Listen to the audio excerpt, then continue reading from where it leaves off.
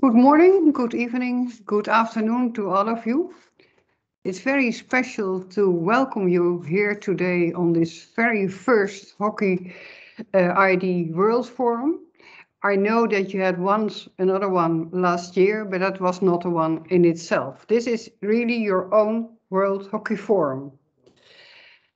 I cannot start this meeting without any reflection to the situation that is at the moment in Ukraine. You know, and you have maybe read that as well FIH as EHF have significant concern about the safety of the hockey family in Ukraine. Unfortunately, the Russian and Belarusian soldiers have entered the territory of Ukraine and there is a terrible war going on that maybe will influence the whole world. This war is so serious that as well FIH as EHF have made a statement about it. And not only that, we also have followed the IOC to exclude Belarusian and Russian teams from all our tournaments. And it's so sad to do so, because we know that the people involved in hockey have no part in the war, but it's just the one thing we can do. Of course, we have been in contact with Belarus and Russia themselves also to explain, and we will do whatever we can to keep the situation into consideration to see when we can start to reconcile with each other. Now I come to you. You, as no other people, know how important it is that we are connected to each other, that we can create things when we are together. We can't create when we are alone.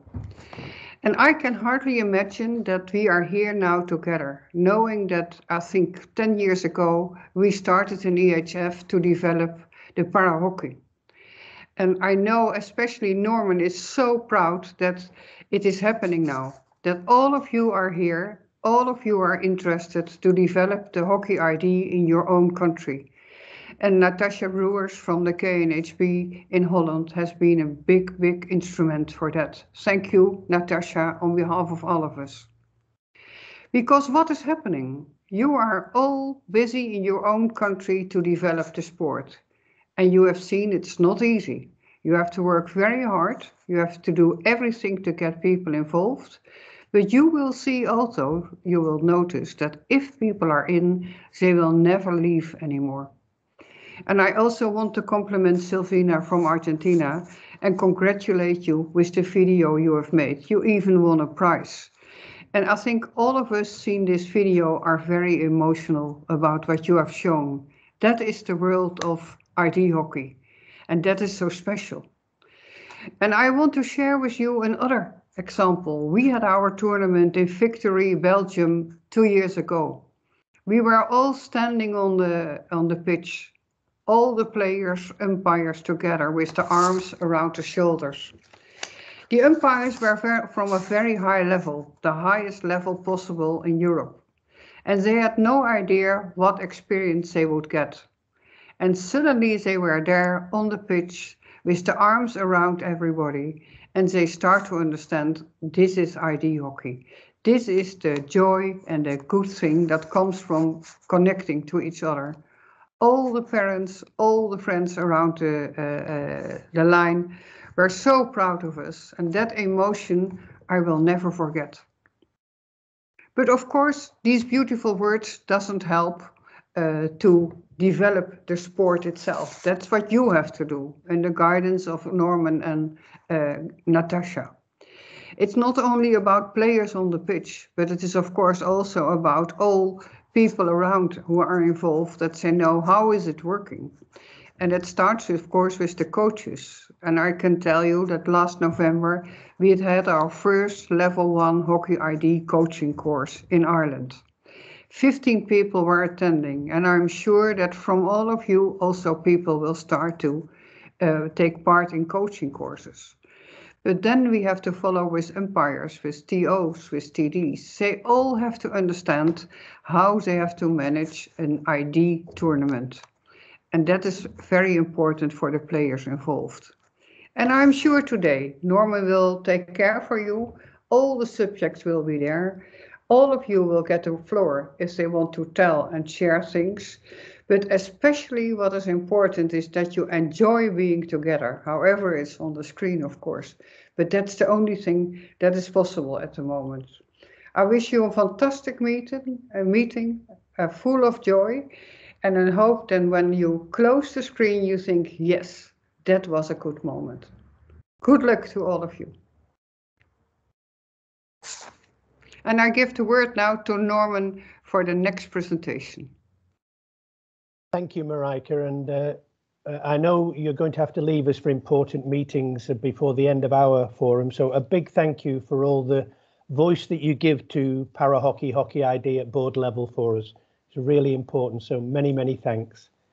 Andre, if you could bring up the first presentation, please, the background to HockeyID presentation.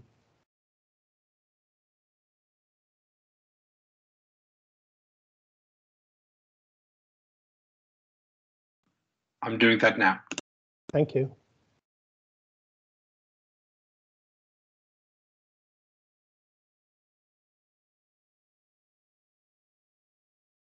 Could you raise your hand if you can see the screen clearly, or thumbs down if it's not clear enough for you?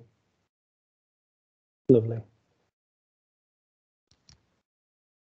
Thank you. It seems to be working. So some of you will have seen bits of this presentation, but we have, which is fantastic, many new nations joining the forum this morning. So I think it's important we give a very quick background to the journey that intellectual disability hockey has been on over the last 10 years. Next, please. So we'll just cover the background of HockeyID. HockeyID is World Hockey's adapted format for hockey players with an intellectual disability. That's important. It's hockey for players with an intellectual disability, and I'll go on to that later. Intellectual disability has over 20 million people worldwide. And we want to share our love of hockey with that group and make them a big part of our family. Next, please.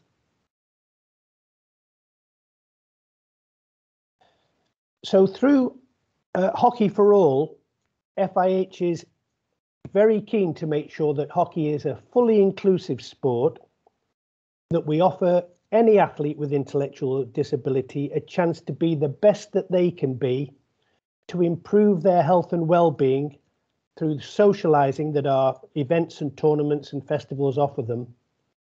And it's been designed to allow clubs, groups and nations to develop the sport either through friendly festivals or competitive tournaments locally or internationally.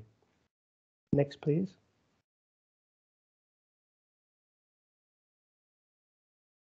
Why did we focus on intellectual disability? Because obviously we have physical disability, we have wheelchair athletes. Well, when we did our research back in 2012, we found that by far the biggest group worldwide was the intellectual disability group. And we had a really good starting point in that over 50 such groups were in the clubs of Holland, already very active, and smaller groups in nations like Spain and Germany and Italy. So it gave us a very good base to start from.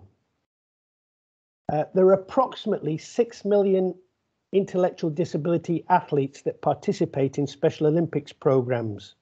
Again, that gave us a very good group to target.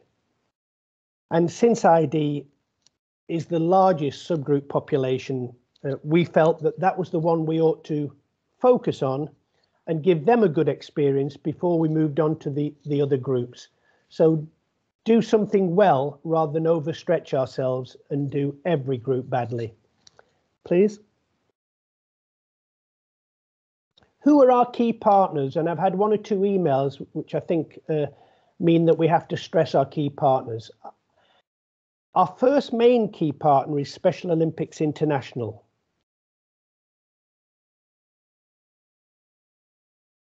And the regional offices, which Natasha Breuers works on in Europe, Eurasia.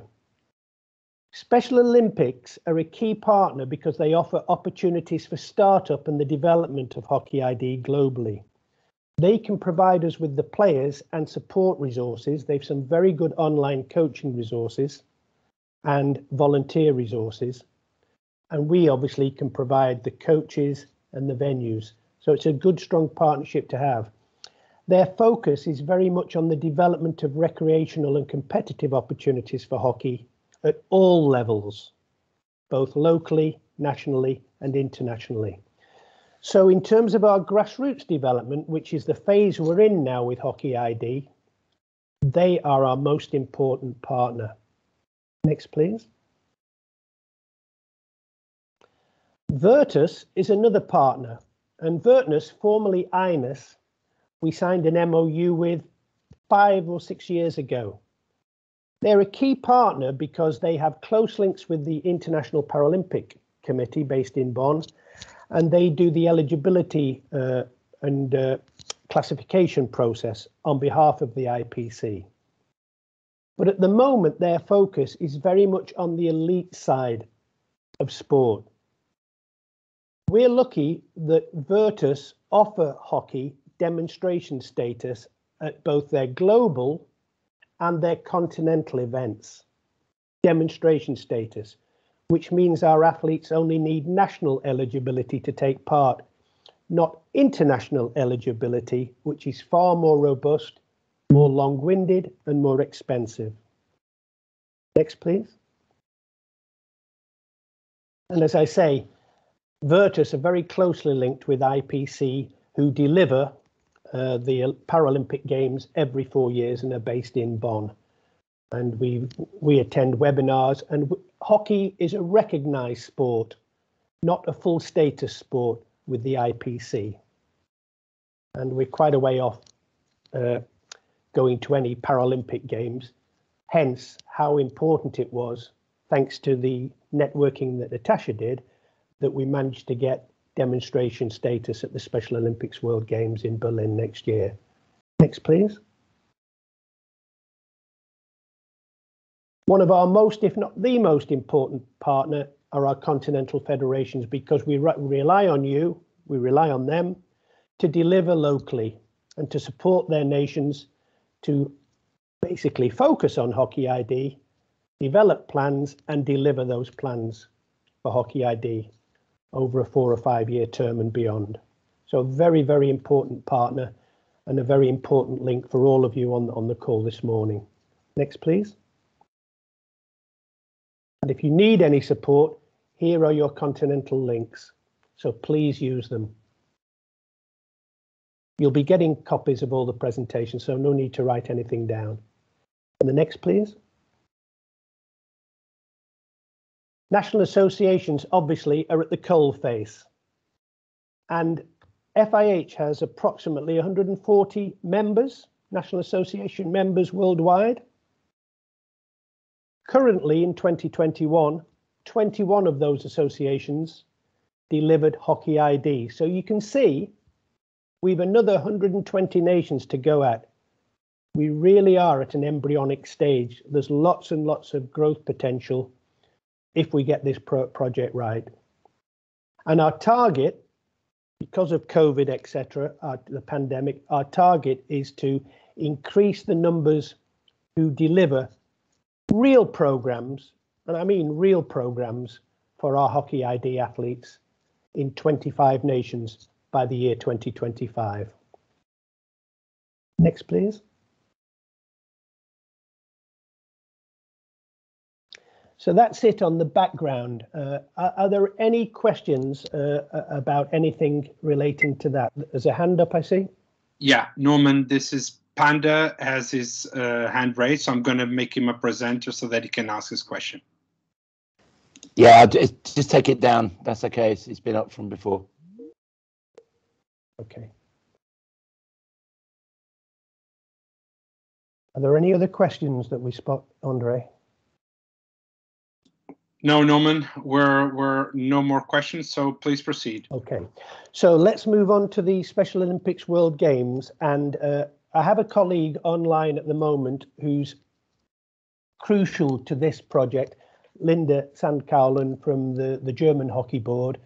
Linda, myself, Cedric and Andre and various other people are on a working group working very closely with the local organising committee in Germany to deliver this this event. So after we've given this presentation, Linda, if you want to add anything or say anything, please feel free to. Norman, we have a question from Sally Goggin from the USA. Should I put him on stage? Please.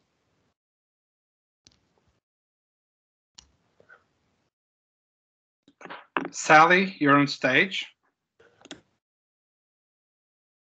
Still muted. Yeah, you can unmute yourself and turn your camera on, Sally.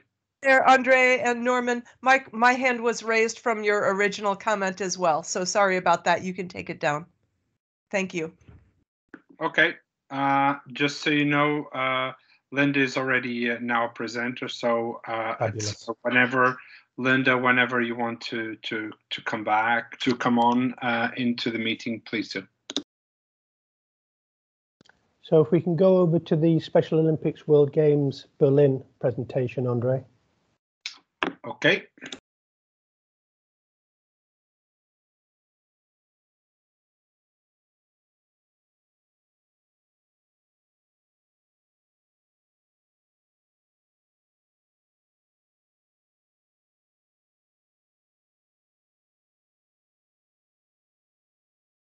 Just bear with me a few more, a little bit. Okay.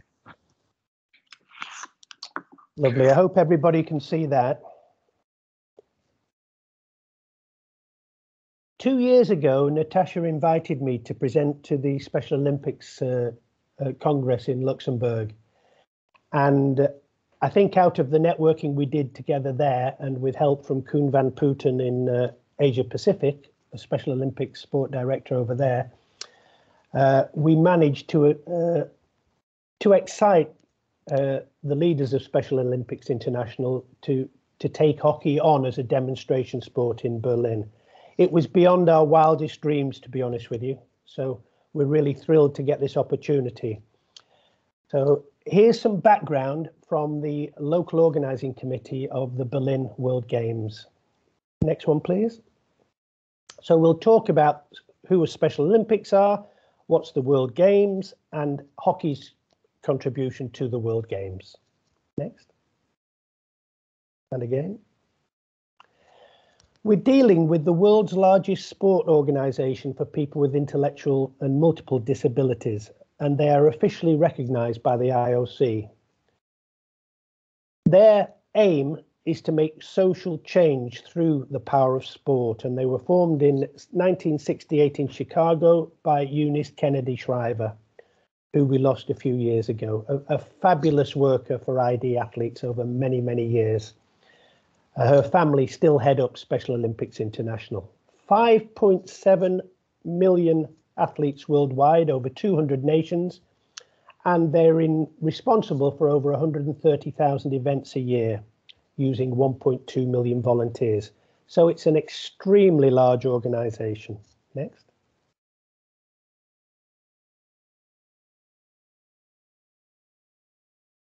The World Games, the local organising committee, and Special Olympics International have three main aims: to increase the awareness of intellectual disability and create an inclusive society, to facilitate meetings and encounters so that our intellectual disability athletes meet new friends and meet new families and become part of social interaction, and to foster appreciation so that the whole of society can actually see, be made aware and appreciate the performances of these athletes.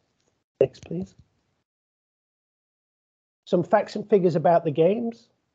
7,000 athletes and their unified partners, their regular players who help give the game shape and form in certain sports, will be in Berlin.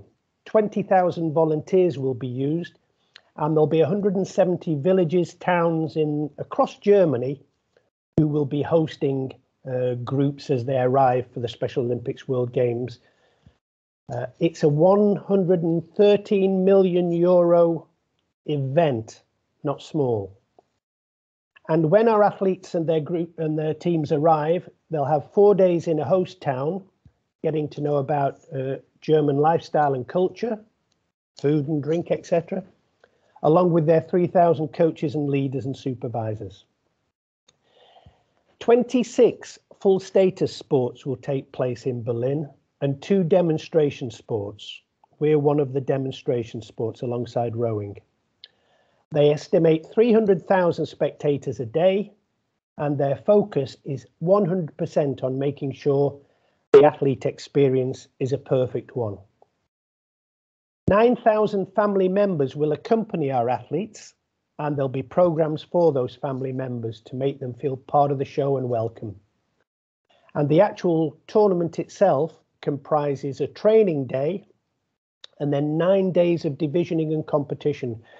Divisioning is the day or 2 days that each sport takes to assess each team or athlete and make sure that the competition is fair by the time we get to the actual competition. So they're assessment days. It's called divisioning. Next, please.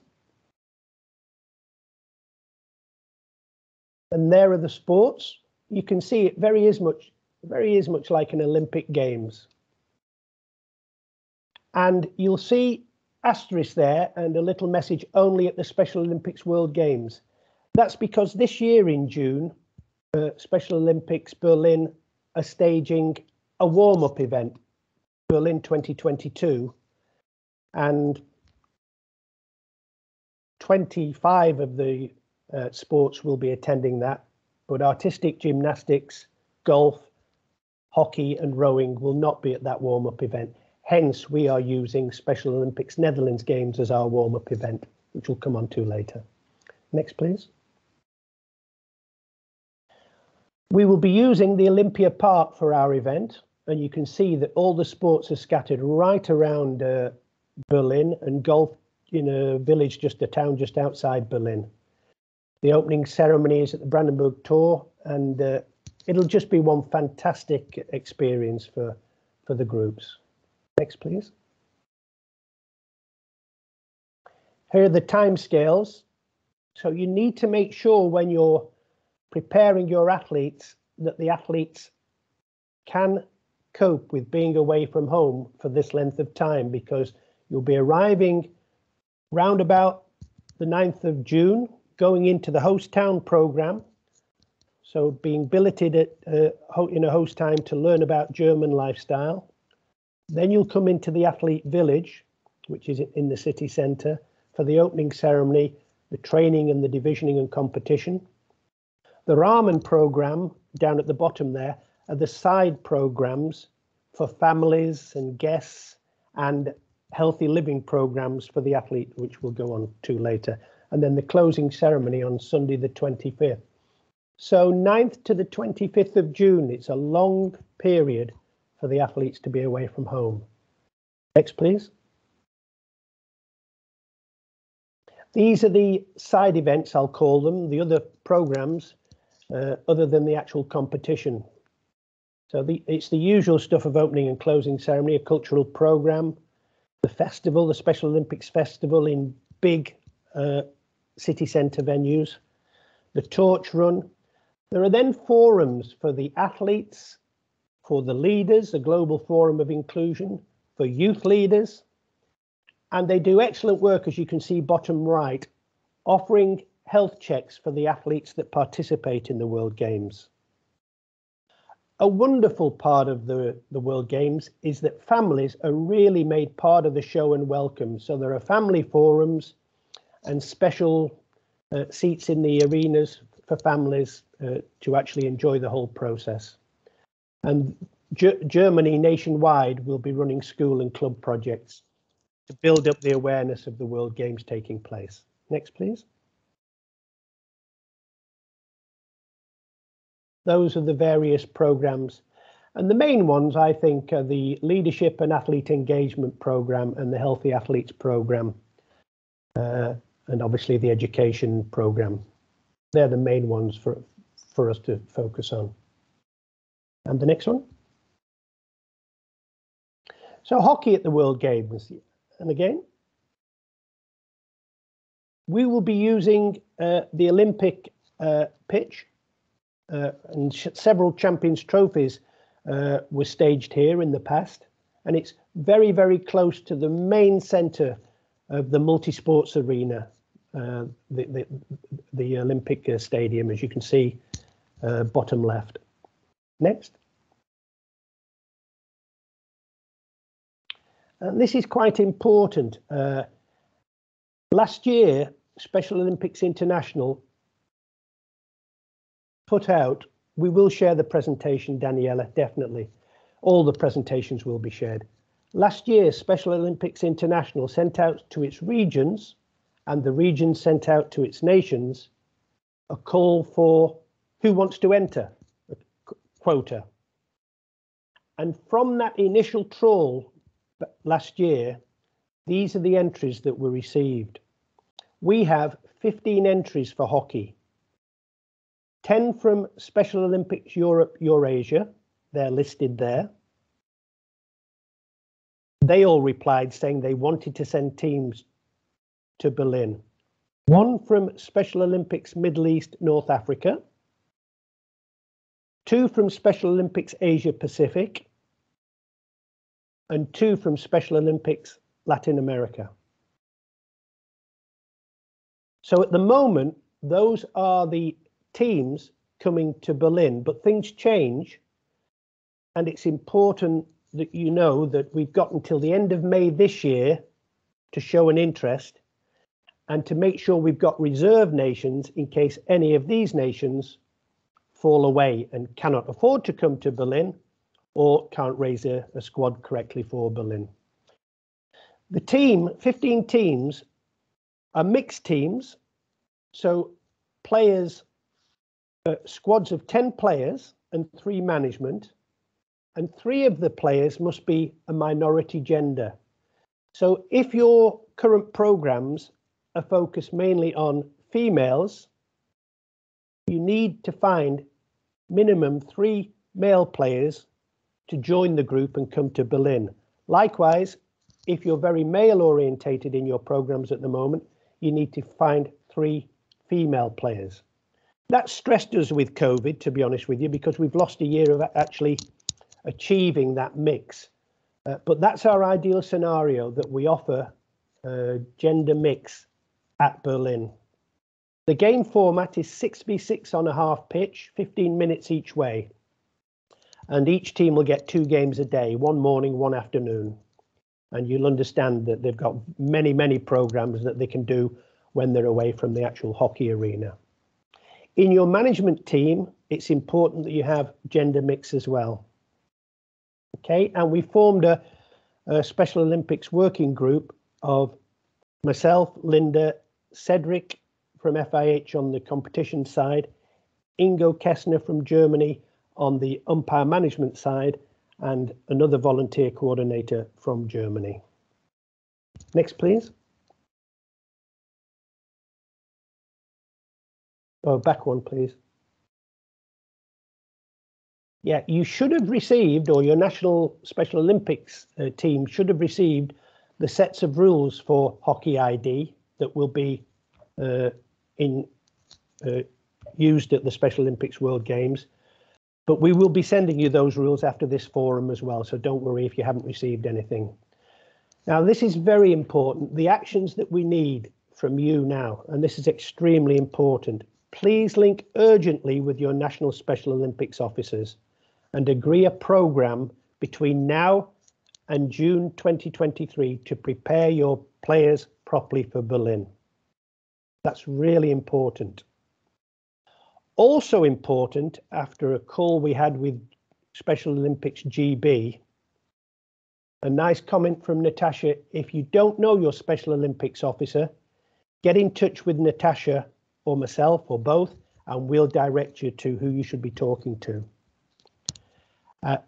Please contact that office and firm up what costs are involved for each of your players to take part.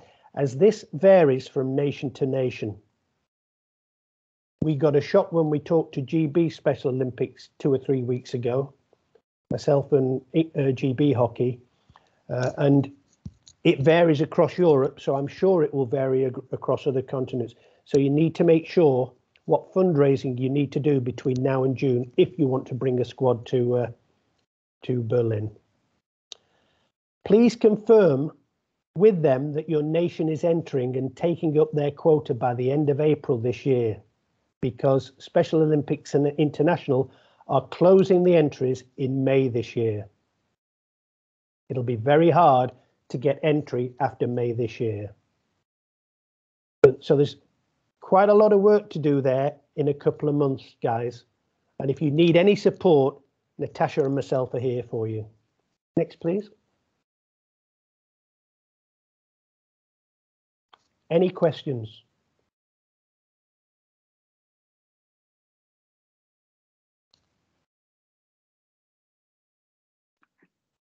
No questions, Norman. I think we can, I'm just checking the chat. Steve Bradley has just put something in the chat, Andre. Wait, should I put him on? Yeah, or we can just answer his question. Steve has asked, do they have to go through the verification process, the Special Olympics verification process? Yes, every athlete and every coach will have to go through the Special Olympics verification process. You are part, I need to make this clear, you are part of a Special Olympics national team. Hockey is supporting Special Olympics to deliver this, but this is not our event and not our squads. So we need to work very closely to deliver a squad alongside Special Olympics, but it is their squad that's coming to Berlin.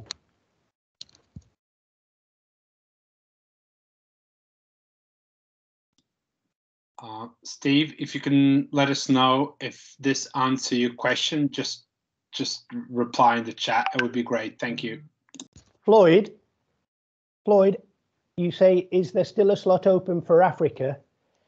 Absolutely, if you do the legwork with your Special Olympics office and really find out whether they can sustain a program to prepare your group and then sustain them to come to Berlin. All the costs when you arrive in Berlin are obviously paid for by the local organising committee. But that's the challenge now. And I think it's very important at this stage that we have, because of what's happening in the world, et cetera, and budgets being under strain, it's very important that we have 2 or 3 reserve nations ready to jump in if any of those 15 nations I listed in that presentation drop off the cliff. So Floyd, go full steam ahead with your National Special Olympics and try and enthuse them to say hockey wants to come to Berlin. And then I don't know, Ahmed, if we've received any update from Egypt, but Egypt was maybe, maybe not. And there are some countries in Europe that are maybe, maybe not. So please go full steam ahead, Floyd, yeah. Norman, we have a question from Carolina from Czech Republic. If we would need, maybe we can bring Carolina into the stage? Yeah, that'd be good. Okay, give me a second. Just a sec. Where's Carolina? Oh, here we are. Carolina, you're on stage. You can turn your camera on and your microphone on and ask your question. Hello, everyone. Hello, Norman. Hello, Andre. Nice to see you again. I just want to ask if there will be a need to have more assistance for the players. Is it possible? Because I saw that in the rules there is written 10 players and 3 people in the management staff. But I am a little bit, not curious, but I really don't know if 3 people, including the coach, is enough to take care about 10 hockey players with a disability. If I can ask Natasha to help here, because Natasha has actually attended Special Olympics World Games in the past. At this moment in time, that's our quota, Carolina. 3 leaders. The ratio is normally 1 to 4. Mm-hmm. So we managed to get 3 leaders for 10 athletes. But Natasha, do you want to add anything to help that question? Natasha, I just put you on stage, so please, the floor is yours. Thank you. I was busy in the chat. So yes, you can ask your Special Olympics office for an extra assistant staff. They need to ask the LOC for agreement. So if they are agreement, you can have an assistant staff. This is not directly sport specific, but if you need it for your sport, the assistant staff can put on your team, and so you have more coaches for your team. Yeah, that's perfect information. Thanks a lot. And we will test it during the European Cup this year. So we will see how we will be able to deliver all services to our players. And then if it will be okay, so just we will be able to manage it. If not, so definitely we will ask our Special Olympics. And thanks for that. Okay, perfect. Thanks, so Natasha. there's no assistant coaches extra, but your extra coach, it must be then an assistant staff, so that he has the coach opportunities. That's up to you and your team. Okay. Now I get it. Thank you. So Natasha, then everybody's clear. What we're saying is the hockey specific group can only be 10 plus 3, but the general team going, the hockey group may be able to call on one of their members of staff to supplement their leadership team. Is that correct? Sorry, can you ask a question, because there was a pub up and I didn't hear your question directly. I'm sorry. So am I right in saying then the whole group understands that officially the hockey specific group going to Berlin can only be 10 plus 3, but the hockey could ask for assistance from the overall team, for an assistant leader of the overall team from Czech Republic to come and help if they need help with their hockey group at times. Is that what you're saying? No, you have your staff and you have your coaches team and your athletes. So it is up to the staff team that they can ask for an assistant staff extra. So it is up to the staff team where they put them. And you can put them direct for one sport, or you can for a sport area, so they can help more sports. But if you need specific extra help, so then they can put it only for hockey, but that's up to the teams. Okay, thank you. If there are no other questions, I think it's time to move on to the Continental Federation's update. I can't spot any other questions, Andre, can you?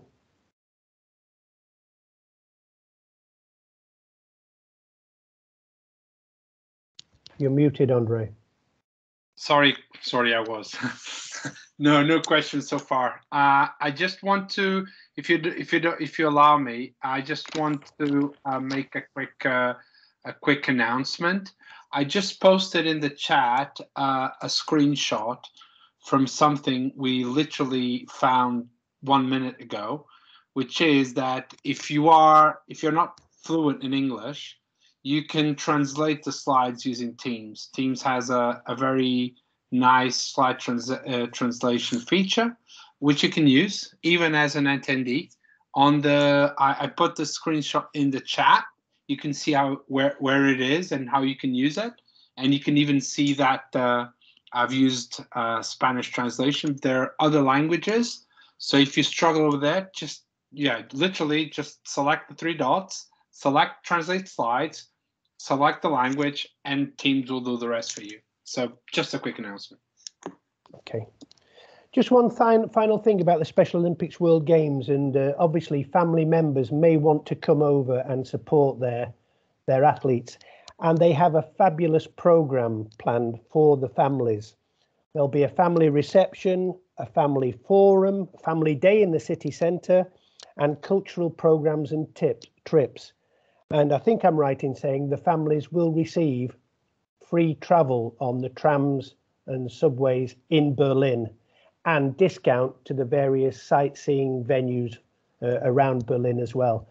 So they really do it correctly and look after the families, not just the athletes. It will be a great event for everyone.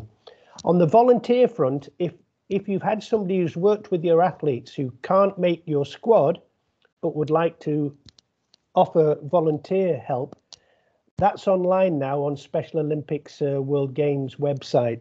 And there are several categories of volunteer.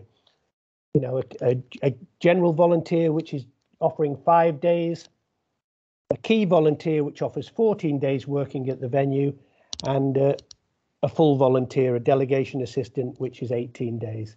So make your team aware of those opportunities. Go onto the Special Olympics World Games Berlin website. You'll pick all of this information up. Shall we move over now? And I'll take any questions we've missed at the end. Shall we move over to the continental federations, please?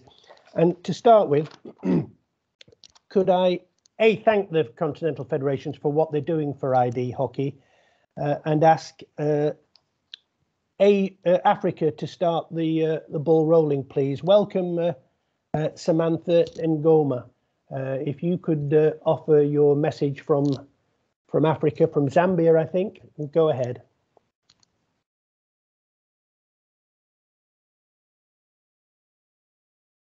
Everyone can see me and hear me. Good afternoon, everybody. My name's Samantha Ngoma. I'm from Zambia, and I'm a social entrepreneur. I was a unified athlete for Special Olympics Zambia football team. I am one of the coordinators for Unified Hockey Experience in Zambia. So I don't know if Andre has a presentation. If you could just put it up for us, please.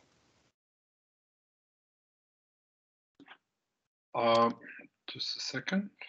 I don't think I got a presentation from you, Norman. Did you got one?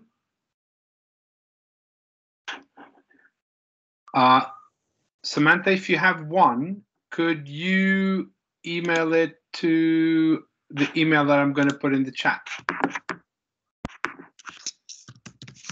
Just a second.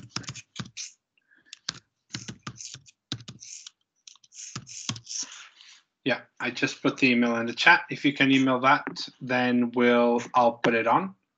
In the yeah. Okay, let me just do that now. No worries.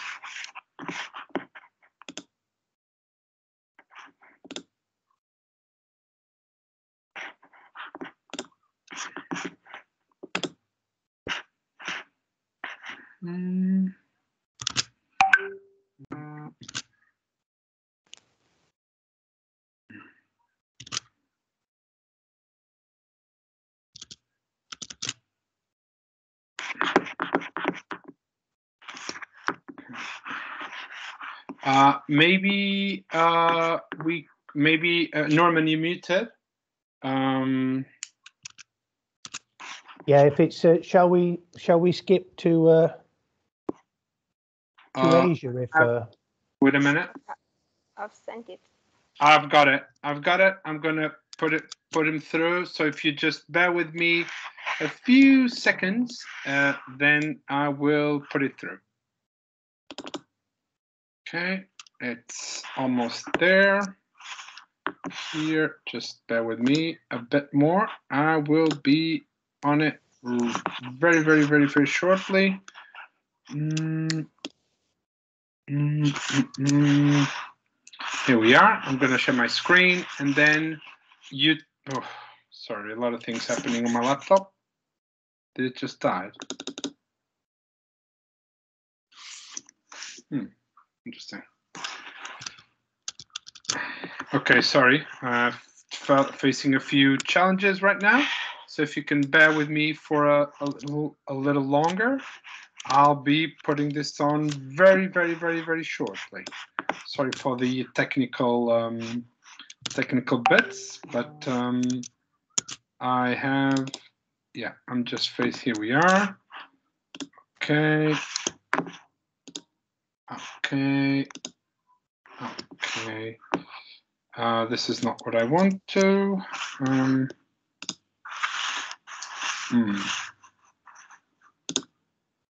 Sorry.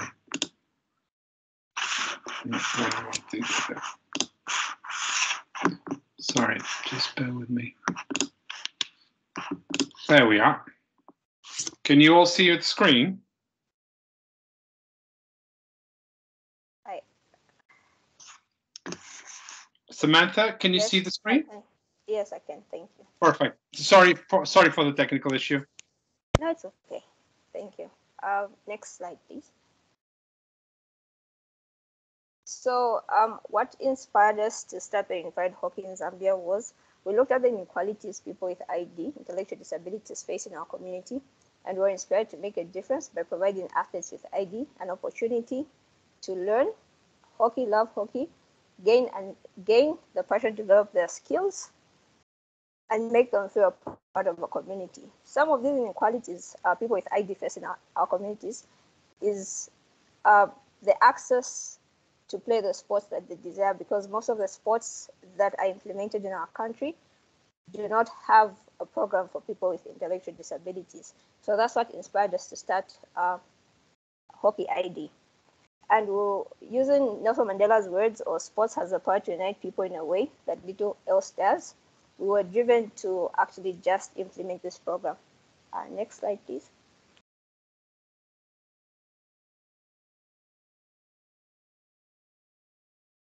Our goals are to introduce hockey to people living with intellectual disabilities, break down barriers of discrimination and stigma by playing unified, create inclusive friendships.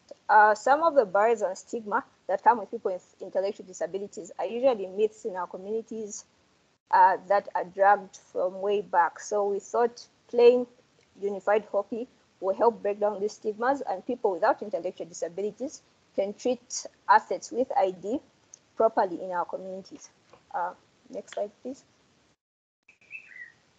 So before we launched the Hockey Unified, what we did was we partnered with Special Olympics Zambia. As the earlier presentation was given, Special Olympics deals with people with intellectual disabilities, providing year-round sports, different Olympic sports type activities and competitions. So we partnered with Special Olympics so they can be able to provide us with their athletes for the launch. And before the launch, we also oriented our coaches and our athletes who do not have intellectual disabilities, because so many people don't know how to deal with people with intellectual disabilities. So we had to tell the coaches to be patient and tolerant.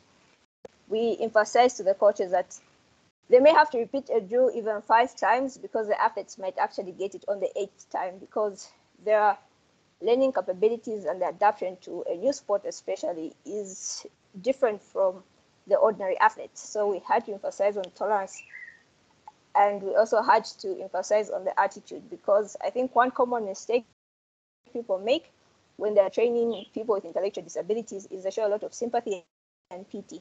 And me, having played with people with ID, I realized, based on my experience, is that people with intellectual disabilities want to be treated just like any other person, because they're just uniquely born. And we had to emphasize that with our coaches and athletes, just to treat everybody equally before the event. Cost efficiently, we worked within our budget. We didn't really have a big budget, but we also didn't have the resources to cover the needs we had, such as drinks, resources, water, and etc. So what we did is we partnered with organizations and companies that could provide our needs, such as water. We had a company that produces water, donate water for events, drinks, and snacks. We also had individuals come in to provide things such as T-shirts and lunch, provide lunch for our volunteer coaches.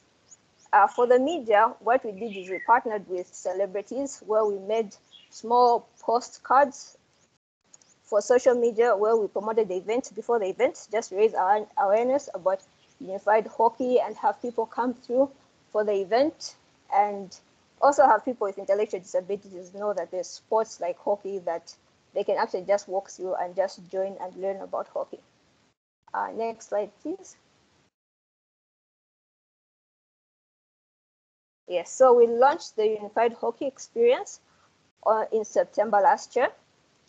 We divided our pitch in small drills where we had a rotation amongst all our athletes, just with different drills and different skills development.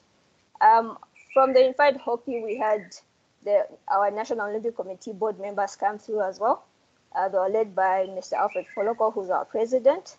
They also, for the first time, held a hockey stick and played with the athletes with and without intellectual disabilities.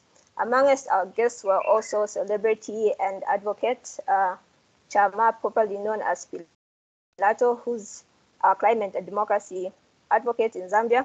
He's also a musician, so he came to play with our athletes, which also inspired them and just gave them the morale to continue and just treat everybody equally. Next slide, please. So we had achievements and challenges. So I'll start with our achievements. The launch was very successful. We reached about 60 unified athletes, 30 with ID. And from those 30, some of those with ID came from a school, and some of those were just walking. So these are parents who saw our social media ads and they just walked in and just brought their children to play as well. And also 30 without ID were the same. Some were hockey athletes and some were just athletes that just walked in and came to play hockey.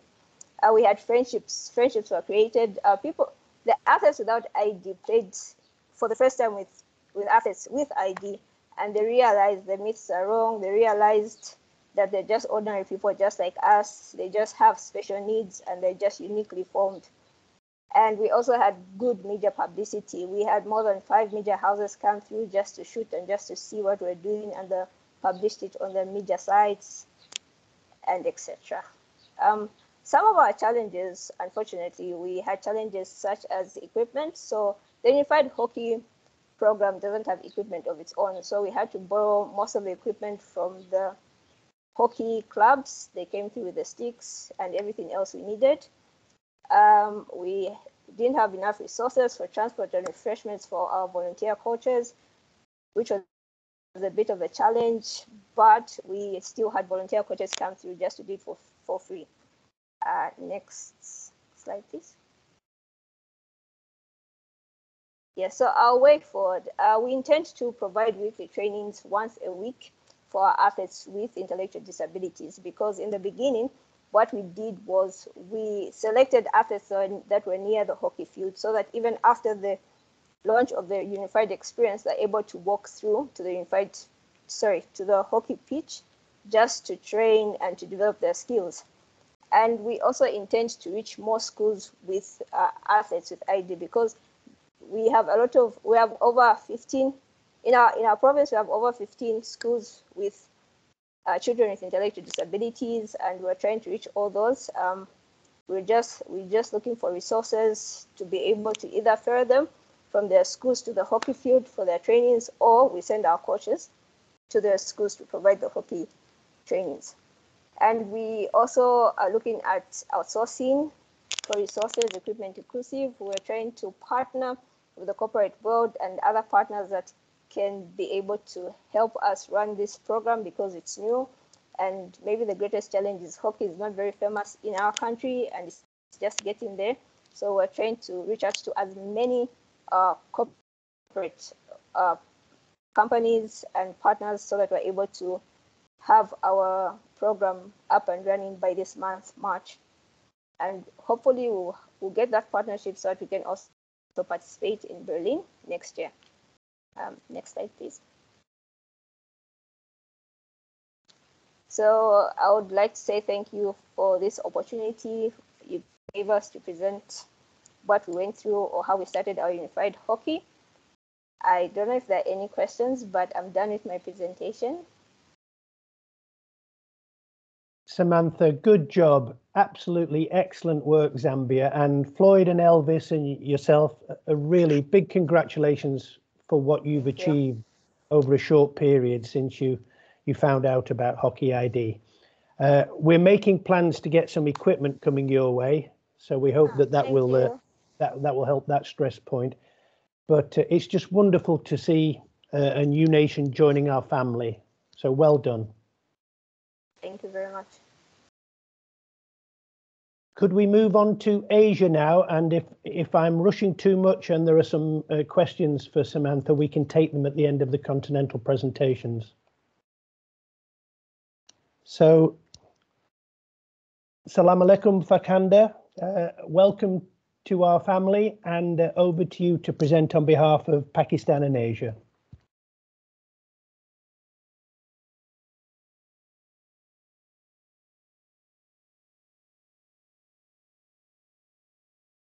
Viewers, let me open my camera and presentation.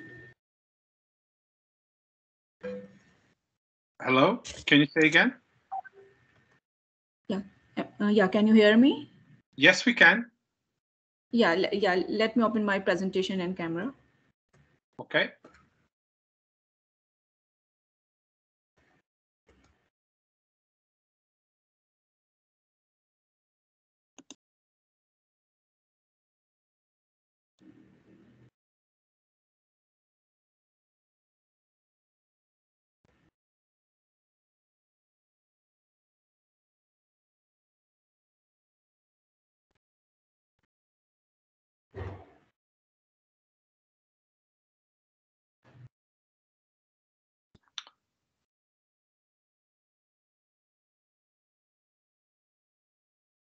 In case you run into an issue, you can email it to me. Okay, it's perfect now.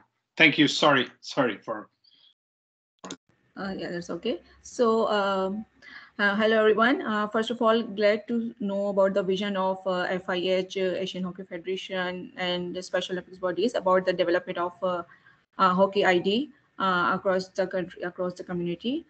And I have my SO Pakistan team here, and especially our coaches, Salim and Imdad, two of our key hockey coaching resources here, and who will be hopefully taking the game forward across the country. So let me just go through. I will take only 3 to 5 minutes maximum, and we'll just share the status of HockeyID preparation in Pakistan and a brief way forward. So hockey is very much in the cultural roots of Pakistan. It's a national sport of the country, and we are very glad to be part of hockey as a demonstration sport in the Berlin Games. So far,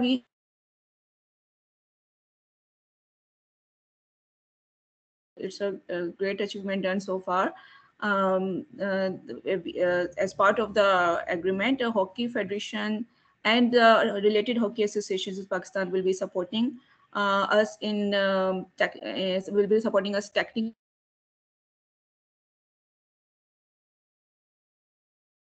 Help and anything that could help us in develop the sport within the country and could help us develop the sport not just at the country level but also at the grassroots level. And currently we have also started preparation preparation to make the team for the Berlin Games. The training was started back in 2021, but because of COVID, it couldn't continue in a pace. But thankfully now we have resumed all the training, and currently we are looking forward to having these teams from different regions, from different provinces of Pakistan to compete with each other. Our own internal coaching resources are helping the athletes to keep themselves in the practice, to develop their fundamentals, to get themselves well versed with the hockey rules, and also they are also preparing our junior coaches to be more equipped in the game and help the athletes take it forward.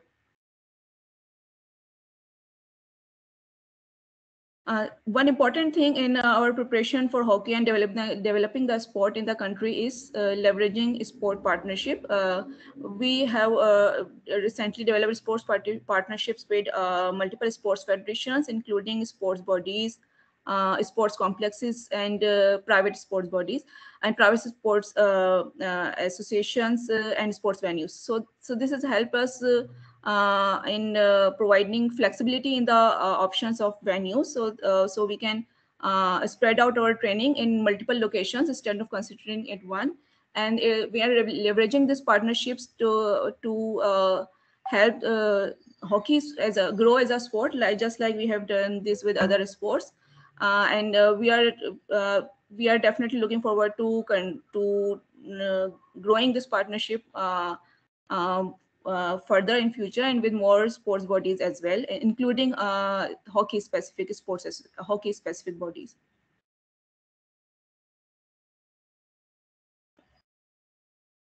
So we continuing with our partnership with the Hockey Federation, we plan to take Hockey Federation, take coaches and officials from Pakistan Hockey Federation on board, for not just preparing teams for the Berlin Games, but also to develop the sports more at the grassroots level, more at the special school level. We will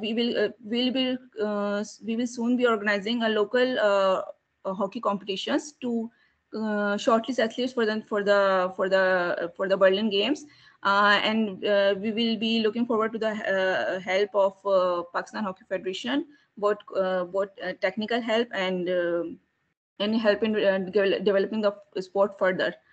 Then we, in a way forward and a long-term basis, we also have planned to initiate coach education with the help of federations, with the help of coaches and officials from Pakistan Hockey Federation. We will be initiating a coach development program in which we will also be giving orientation to PHF coaches, and also we'll be taking their help, taking their expertise in developing the developing coaches of our partner special schools who work with us, with an aim to develop and grow hockey more at the school level. So using this channel, using the expertise of mainly the expertise of our coaches and officials from Pakistan Hockey Federation and other sports bodies, we plan to take the sport further to the school level, and then help and then make it integrate within our regular sports structure, which has its own competition structure in place, starting from school level, then it goes up to city, regional, national, international. So that's how we plan to integrate hockey in our regular competition structure, and make it as a regular sport like we have other sports in practice, in a regular practice, and having the regular competition format, in a way that it becomes well integrated to our whole sports system. So there's just a brief about what we have done so far and how we are taking forward. I hope my points are clear, and if you have any question, feel free to ask. Thank you so much, Farkhanda, and it's absolutely wonderful to have a major hockey nation like Pakistan as part of our HockeyID family. I'm really thrilled, having many wonderful experiences in Lahore and Karachi. I'm thrilled that HockeyID is part of your remit. So well done, you and your team. If you need any support, please ask. I know that Ghulam Ghosh at Asian Hockey and Mr. Taya Bikram, who is on the line, an FIH member, an FIH executive board member, and with massive experience in hockey development. We're here to help you, but it's wonderful to have Pakistan as part of the family. Any questions for Pakistan and for Farkhanda? Yeah, I agree, Veronica. In-school training is a fabulous idea. So well done, Pakistan. Could I ask Europe, you're up, Dwayne Hill from Ireland?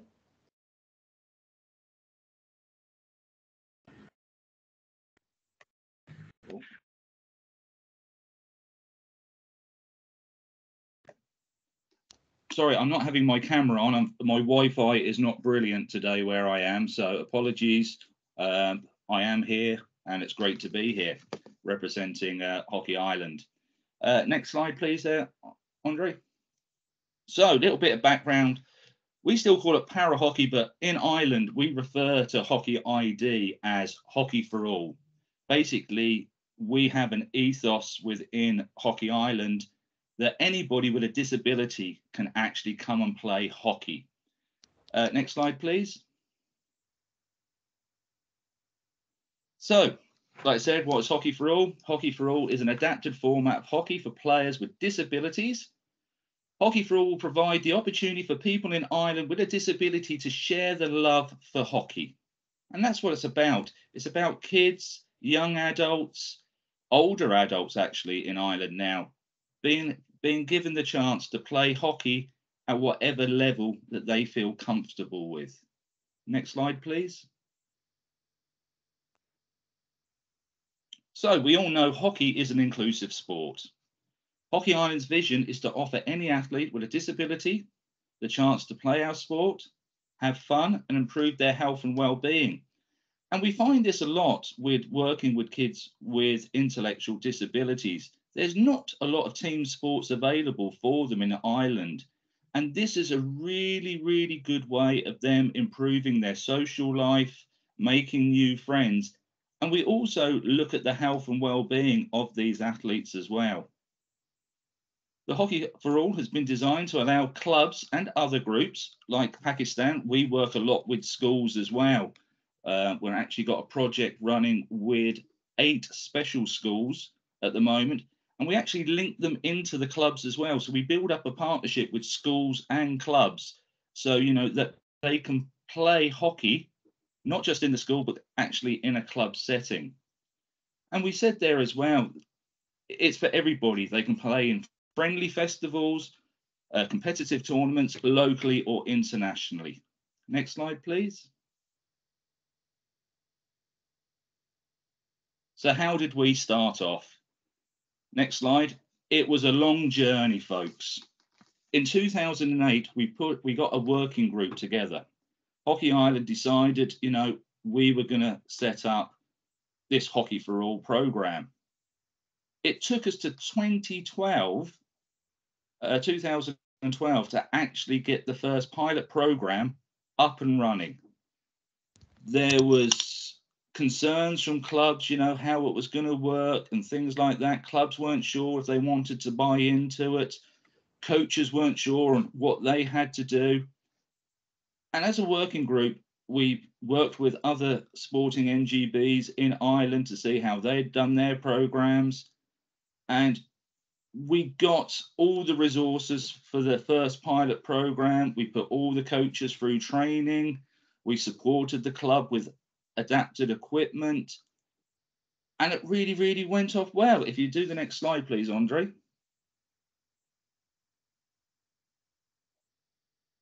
It went so well, we actually won an award for our Hockey for All project. Any of you who are into boxing, you'll notice that's Katie Taylor there, presenting Hockey Ireland with an award for the Hockey for All program. And this then started, this publicity of us getting this award then pricked up ears of other clubs saying, well, if one club can do it, why can't we do it? So where we are now, we have 22 clubs actually established in Ireland doing Hockey for All. We've got 5 new clubs starting this year, and they will start in the summer when we have pitches available, coaches available, and volunteers available to actually run these programs. We always do a 6-week program. After the 6 weeks, we sit down with the club, the coaches, our local councils, and see if it's going to be continued, is it sustainable, and we're there to support them. We've even started a pilot program in deaf hockey, which is going really, really well. We've got 3 deaf schools playing regular hockey now. And we actually had a Wise Festival, but I'm going to touch on that a little bit later. Next slide, please.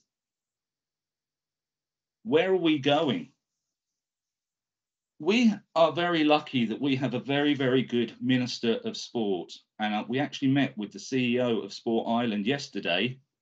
And the first thing she said, the Minister of Sport keeps going on about the hockey festival that we ran in November. And it's all he ever talks about. And he's been very, very supportive to us. And where we're going now, it's not just children with disabilities, adults with disabilities. We want people with disabilities to become umpires. We want them to become technical officials. We want them to do video analysis.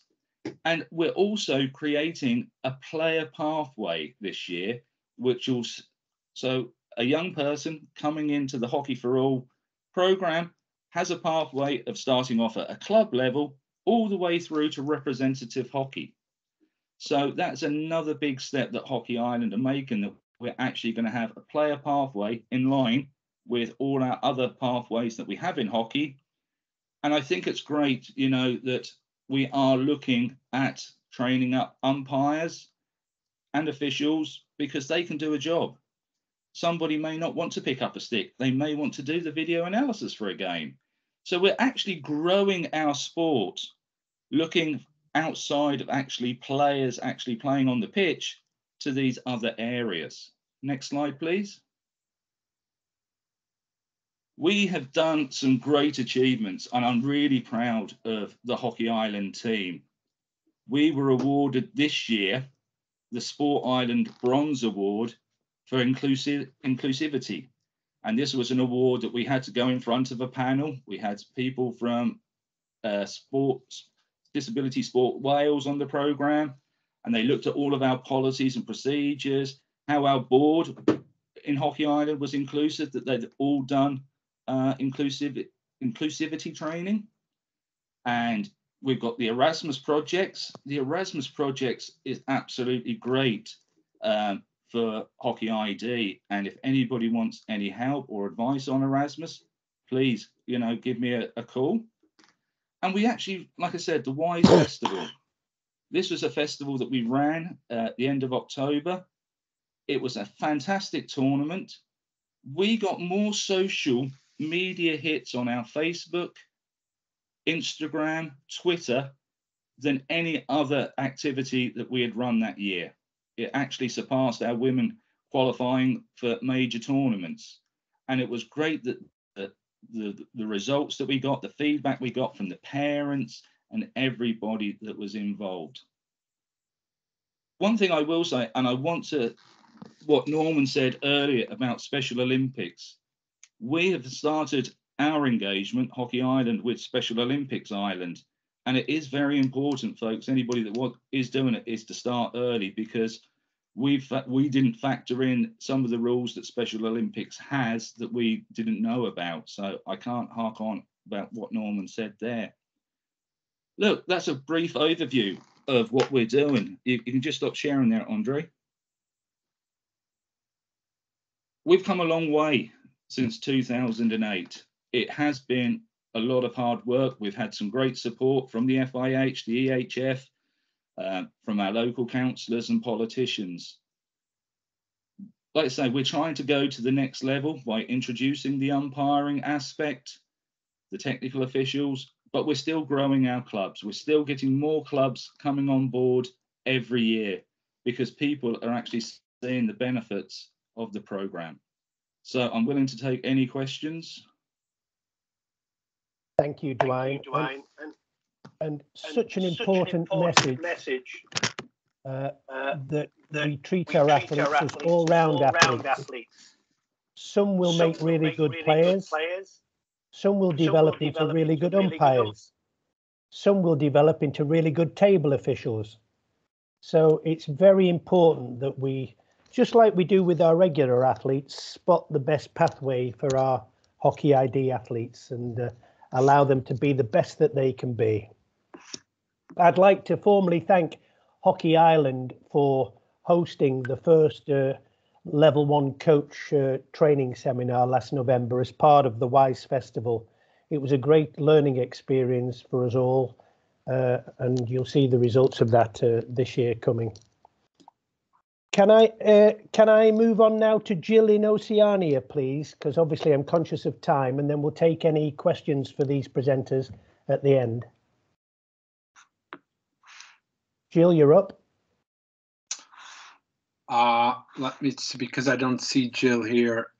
She might have, let me see. let me see what happened. Okay, wait a minute. I need to make her a presenter.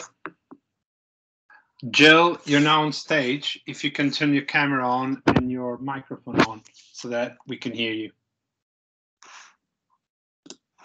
Hi, Andre. I can hear you, but I can't turn on my camera. Oh,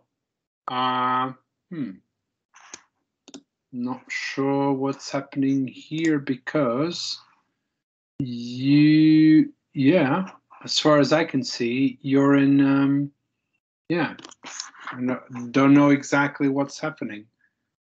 Are you using a phone or, well, phone you're not?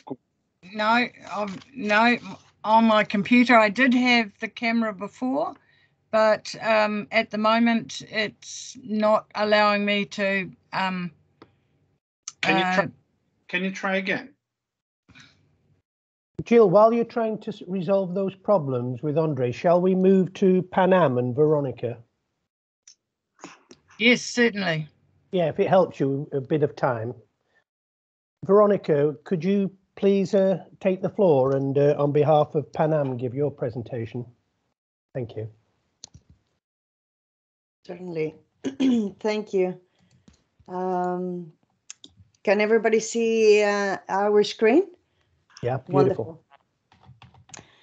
So I just wanted to start with where have we been and some of our milestones in the Pan American continent. So like everybody has already noted, it's a long process, but a magical one. Since 2018, the first two nations, Argentina and Chile, that followed the following year with Barbados and the United States. In 2020, we hosted the first two inclusive Hockey for All virtual seminars that had a very successful welcoming, having more than 100 participants taking these two seminars.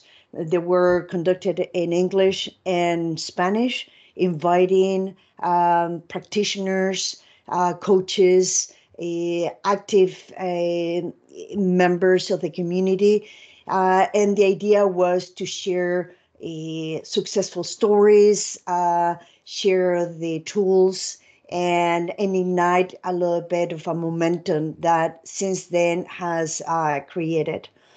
And lastly, last year, we added a new country, Canada, which started with an emphasis of education and multi-sport collaboration.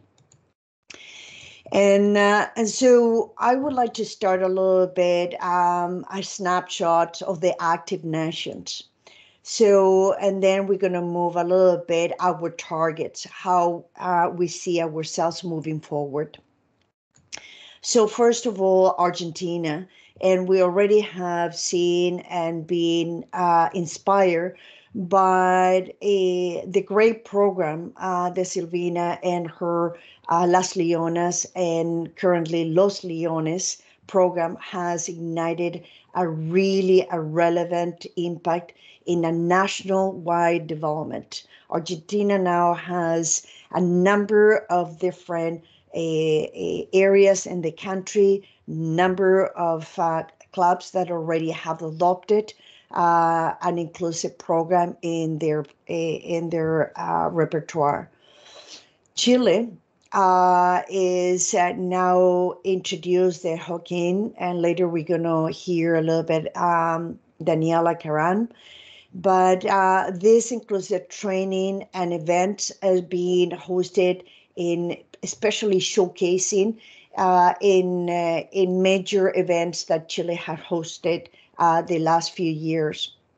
They have already formalized support from Special Olympics Chile, and today is a very important day for Chile as they are inaugurating in their national stadium new fields, and this is going to try to also bring new opportunities to expose a HockeyID. Barbados, we have now a fantastic program with a certified coach specialized in physical activity for individuals with special abilities, or as I like to call it, with extraordinary abilities. And the main focus of this program is to include a multi-sport and physical literacy to build the foundations for HockeyID. The United States has shown an incredible progress since they started. Successful programs are in different places of the nation, and they are starting currently with more programs developing, especially with information, participation, and getting people more aware of the benefits for the whole community by having HockeyID. And lastly, Canada has introduced the program iPlay. It's a program that is grounded in developing physical literacy in light to develop the cognitive, affective, psychomotor, and emotional domains. We are in the first phase, mainly training the trainer, and this particular initiative is in partnership with the University of Victoria, with the idea that by educating aspiring teachers and educators, we can implement the program in all schools. So how are we moving forward? Our wishes to instill HockeyID in our continent is, of course, supported by all of you, and as we already have here in our presenters. But our main target is to try to instill programs, HockeyID, in the Central American and Caribbean countries. The main emphasis will be to train coaches, educators, and the society at large. Why is this? Well, as we already said, there is an incredible amount of people with physical and intellectual disability that is still facing and experiencing barriers. HockeyID already have relevant cases showing the positive impact in both the development of competencies, physical literacy, but more than anything, the sense of belonging and connectedness, being a positive member of the community.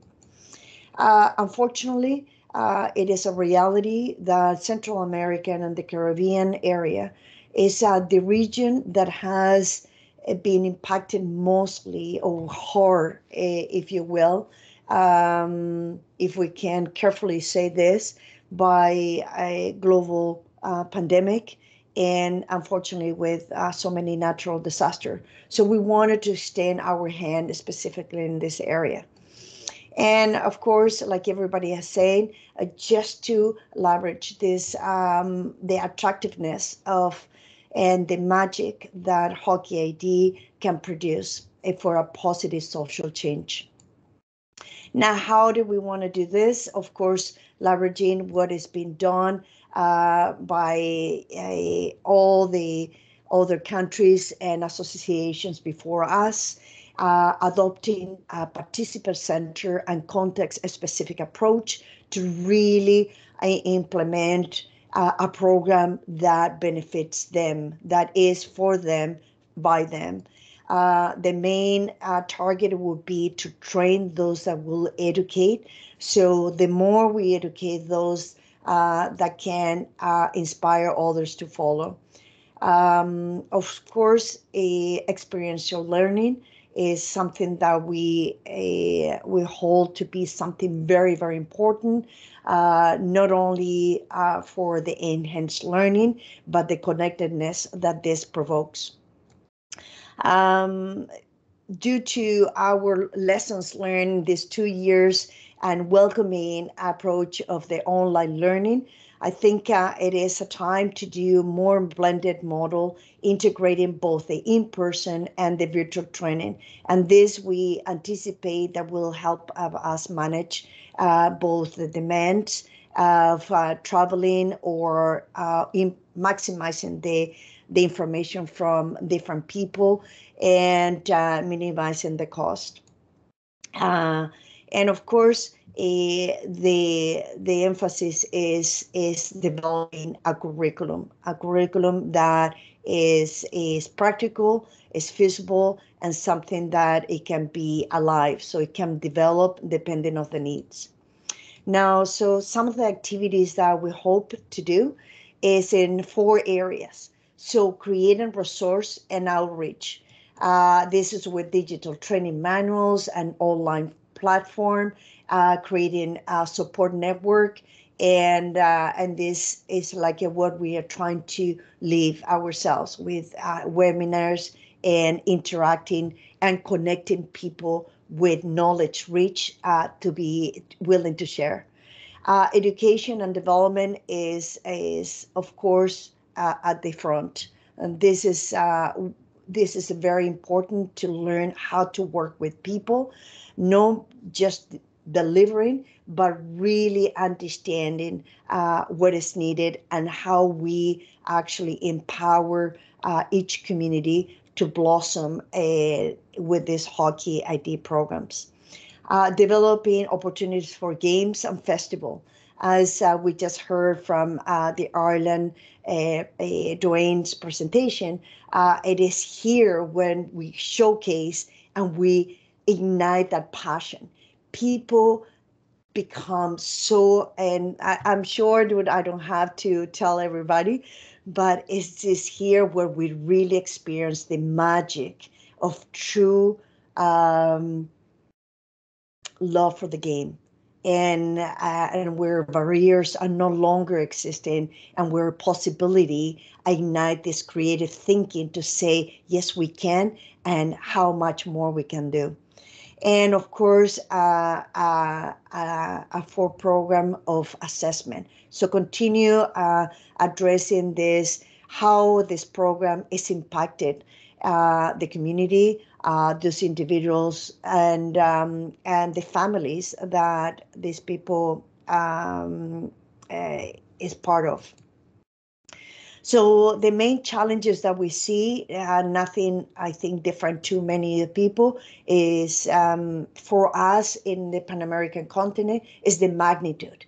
It is so big that has of course, great demands in financial and human resources to mobilize all this. And in what unfortunately we are experiencing, the global pandemic, that has changed the priorities in many places. However, also indicating a room for this increased online activity, that now people are more welcome to accept that there is a viable way to share and to grow. And a continuous challenge, this paradigm shift, we still have to continue educating, but not only about helping others, helping those with intellectual and physical disability, but rather helping us to see that by integrating these programs is a benefit for all. This is something we all need to ignite our sense of purpose. The more we understand and we adopt a new paradigm shift, that actually hockey is experienced and celebrated by everybody. And the more we have that diversity included, the more we can learn from each other and see more opportunities for growth.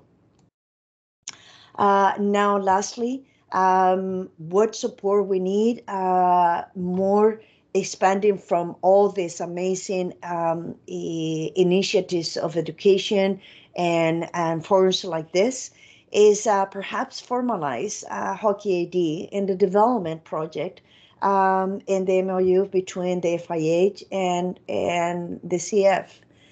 And so with a formalization, I think we need to ground this for each federation, to make a point, to make it a priority programs for each country. So I want to thank everybody, especially Norman, to set up the stage for all of us to connect, learn from each other. I would like to thank my PAF, Laura, especially, to give me the opportunity to share with you a summary of our continent. And if there is any questions, we have here people from Argentina, Chile, and the United States that I'm sure they would like to share and explain their own successful stories. Thank you so much, Veronica. It's great to see a strat plan from Pan Am. It's really great work, and a big thank you to your lead volunteers, Silvina, Daniela, and company, who are doing fantastic work on the ground for us. So a big thank you. If we can take questions at the end, please, because I'm conscious of time. I think Jill has sorted her. Yeah, Jill, over to you to talk about. I'm trying to HockeyID in Oceania. I'm hoping that I can share this. I don't know whether you can see this, Norman. We could, but it's gone off again. Not yet. You haven't got this up, PowerPoint up? Nope. No. Try again, Jill, because it was up alongside yourself and then it went away again. Okay. We had a photograph of a young female coach working with a player.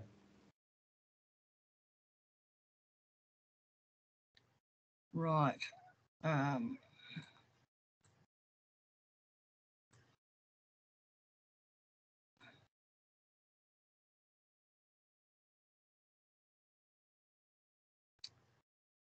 No, we just seem to be not having the greatest success today. Oh, you're up. Up. Something's brilliant. We up now? Yep, better. Yep. Excellent. Well, thank you very much for that. Good morning to everyone. And so from Oceania, I just to background a little bit of our inclusion programs. We've been really working with disability programs now for the past really 6 years across the whole of the Oceania area. And speaking to Blair Chalmers, who is the Hockey Australia participation manager, they are doing a lot of work at the moment in their strategy plans for their participation, and that'll come out in a few months. And so there's been a lot of work around inclusion.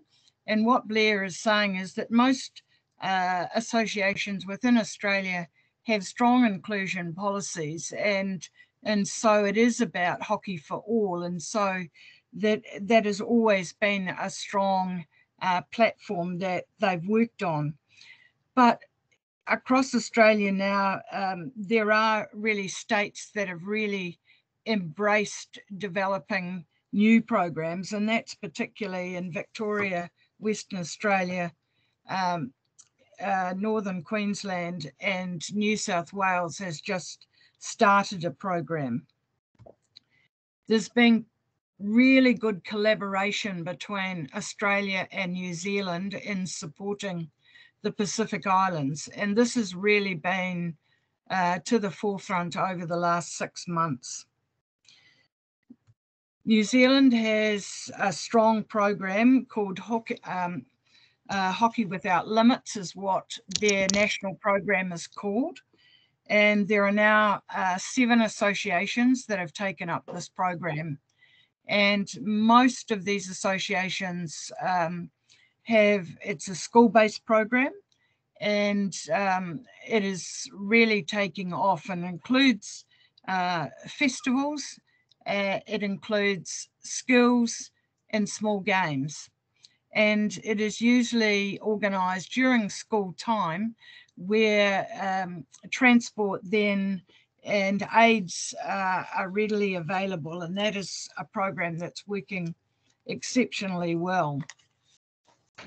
Within the Pacific Islands, Papua New Guinea is certainly down as a entrant for the Special Olympics.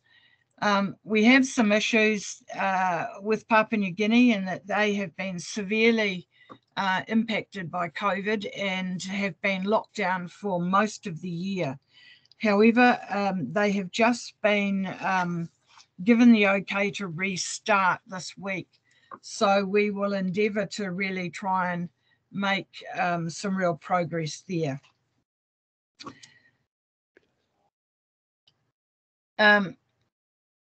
Just the probably the one of the countries that has really only just embraced having a inclusion program is the Solomon Islands, and they've really rapidly developed their program, so much so that they've just signed an MOU with the new High Performance Centre that has just been set up to help prepare athletes for the Pacific Games in 2023. And so that's a major step forward. None of our other Pacific Islands have entered into any form of MOU with any high performance centre before. Tonga's been running a very successful program based in schools, but also involving their National Olympic Committee. And they are now, regularly having 50 participants every fortnight running in Tonga. Fiji and Samoa have been in major lockdowns, and but have just re-engaged and are targeting 2023 to start their new programs. But by the end of 2021, we had 590 participants involved in various para-hockey development programs. But probably the star of our star performer has been Vanuatu. And hopefully this little video may work and give you an idea of what has been happening. Hello everyone, my name is Sandra Ado. I'm from Vanuatu, in the island of Malakula. I work as a carer in the one small park Rainbow Group. We help people with disability.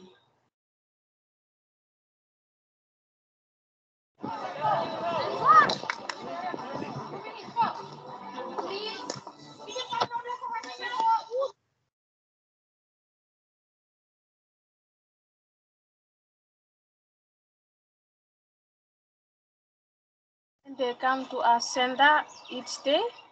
We take care of them.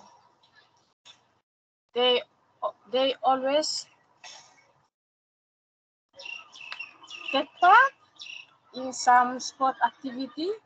One of them is para hockey program run by Vanuatu Hockey Federation.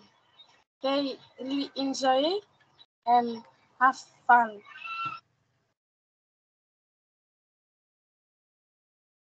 Hello everyone.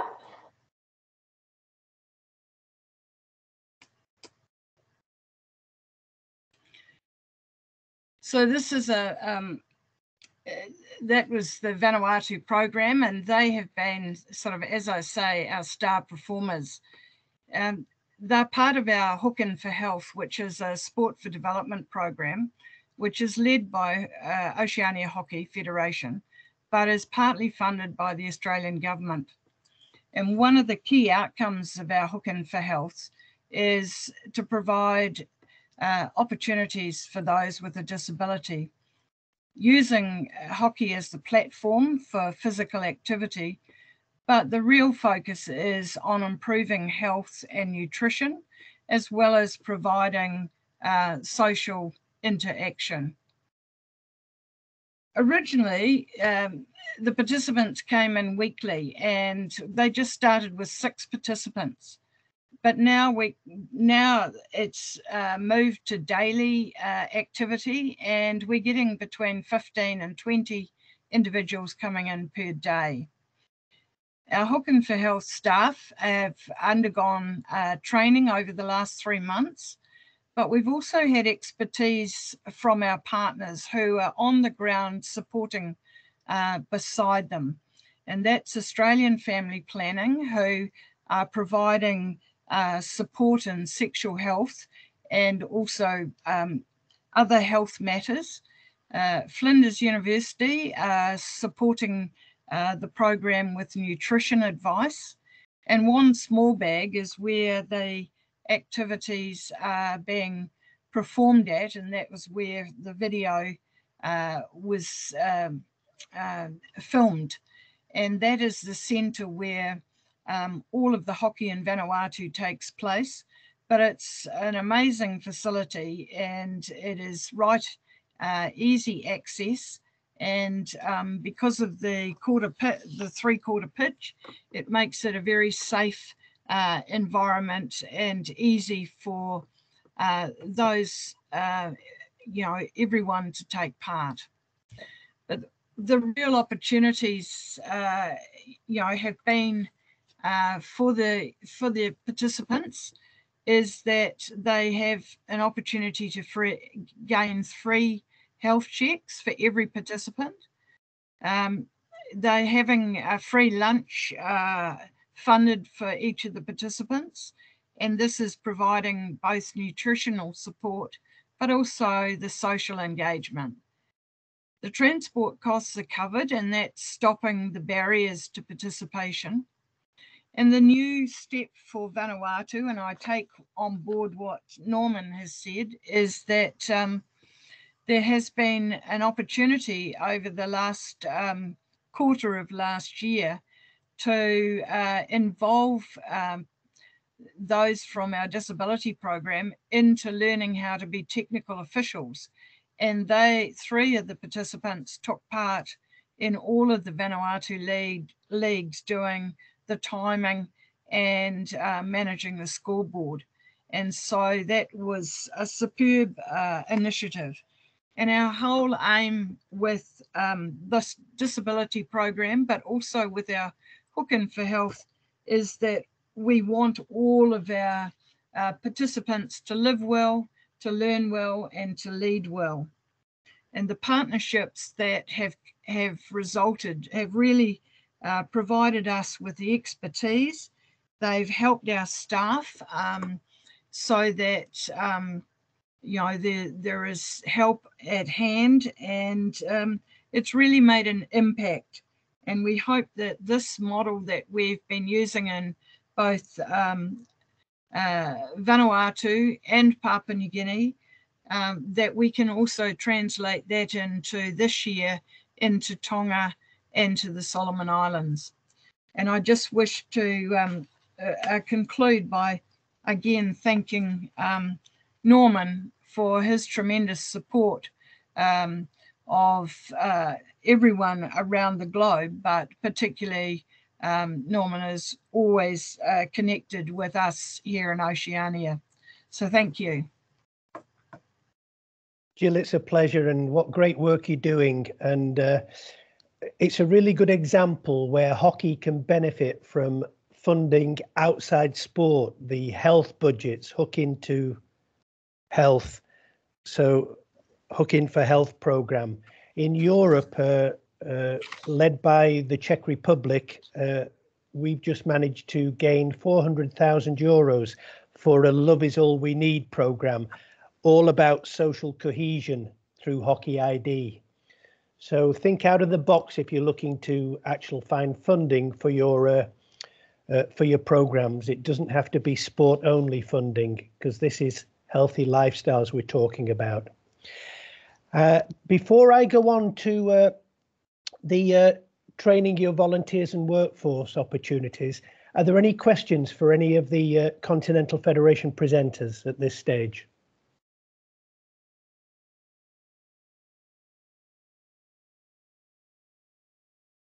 You put your hand up if you have a question for any of the presenters.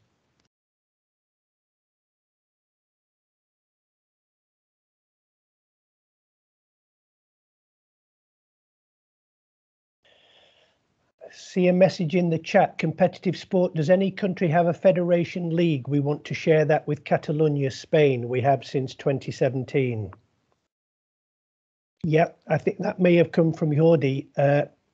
Catalonia have run a very, very successful competition program for several years now, and it's basically sponsored by a bank in Catalonia, and many of the clubs and the club teams take part in that in that event. And indeed, we had a very, very enjoyable hockey festival in Barcelona about 4 years ago. So we look to come back soon, Jordi and Catalonia. Shall we move on, Andre, to the training the workforce? And yeah, we'll, without shortchanging this, we will skip through. Oh, Natasha, sorry.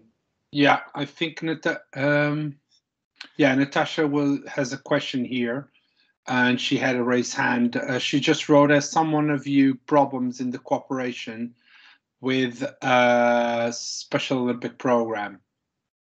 I'm not sure if you want to take this opportunity to bring Natasha to the floor, and maybe she can deal with this question just as a little, just to address this topic. Sure. It looks as if Natasha should come in, and Silvina from Argentina wants to share something with the group as well. Yeah. Hi, thank you for this opportunity. I would like to know if somebody has problems with the cooperation with the SO program, especially in case for the World Games for next year, because you need to be a member of the Special Olympics program.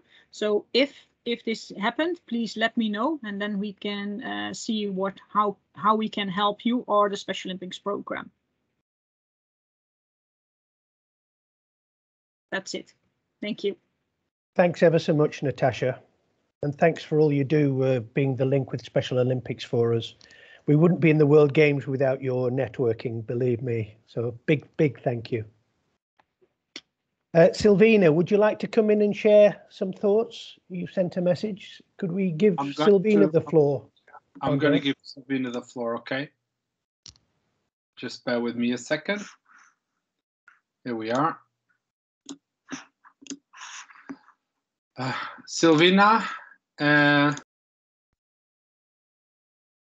you can put your camera on and your microphone on.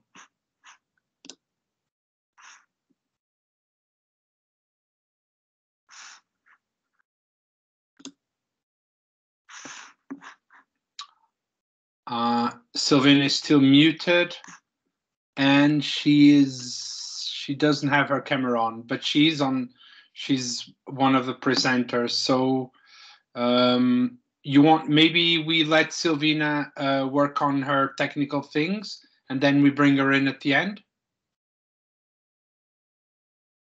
You're muted, Norman. You're muted. Jordi, I hope I haven't shortchanged you. Did you have a message for the group, or did we cover it? Jordi Lobo.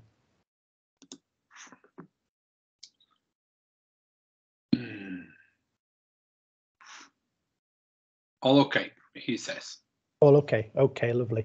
Let's move on then to the coach education, Andre, the training the workforce. Norman, let's try. I'm just going to try something here. Just a second.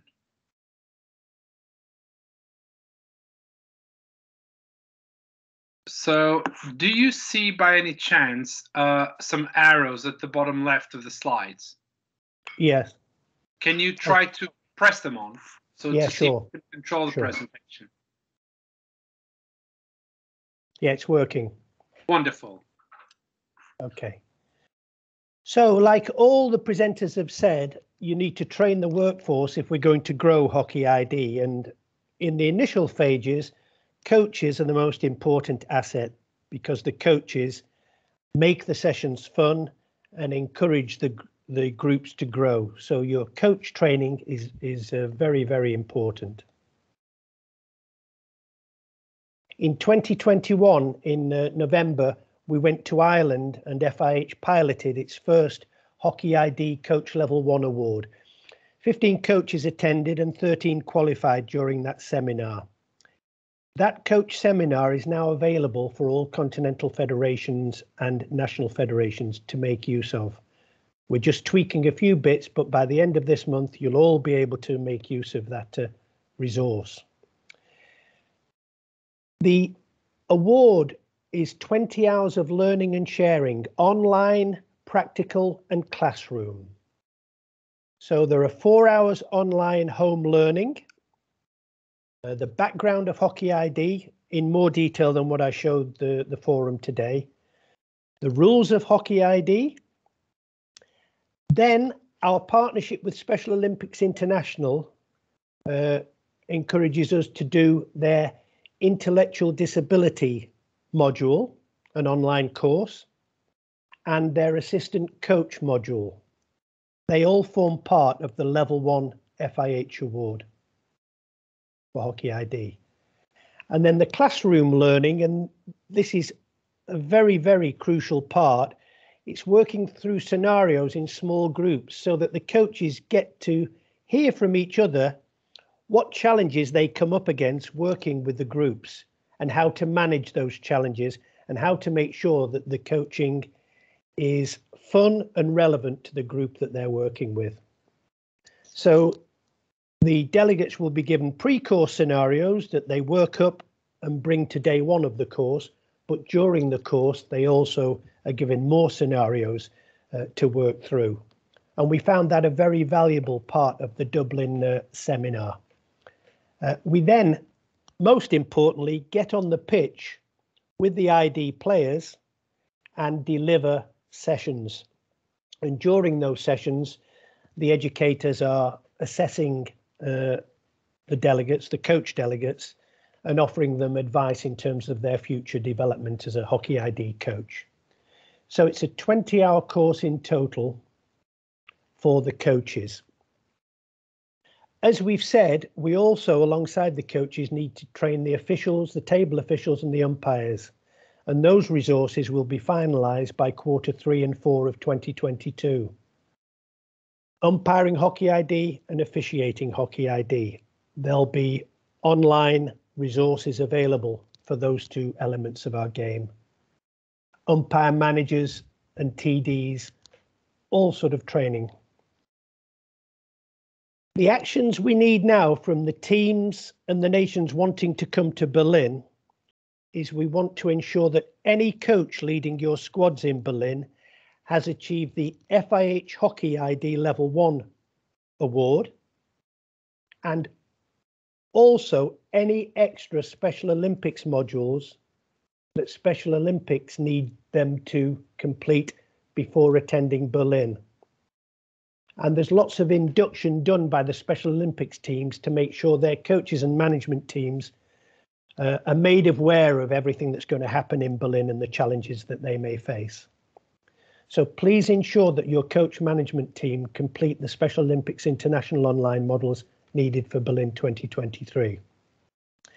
We'd like, now this resource is pretty much complete on the coaching side, for our continental federations and our national associations to start to deliver the FIH Level 1 HockeyID coach seminars during 2022. And we're in the midst of finalising a plan to run an FIH HockeyID Level 1 linked to the Women's World Cup in Amsterdam in June, July this year. Details later. We would like the continents to plan ahead and make sure that they deliver officiating and umpiring training for HockeyID during Q1 or Q2 in 2023. And again, the useful contacts of your continental federations. So that's the work we're doing to train the workforce up and to build up resources that we can share globally with you all. The grant that we've got through the Erasmus program in the EU means that we can put far more resource at developing these coach, umpire and officials education by the end of 2022. So it's looking exciting in the coming months. If any nations have some good resources that they've already developed, we don't want to reinvent the wheel. Please share them with us, particularly anything in Spanish and other languages, so that it's not all English. The world's not just English, as we all know. Okay, I'm conscious of time, so we're going to move on now to the HockeyID calendar, please, Andre. Just to show you what events and competitions are available for your groups as and when you are ready. There's no stress and strain here, but whenever you're ready. Yeah, I'm just putting it on. Okay, can I give you a good view? Just bear with me. Here we are. Where is it? Here we are.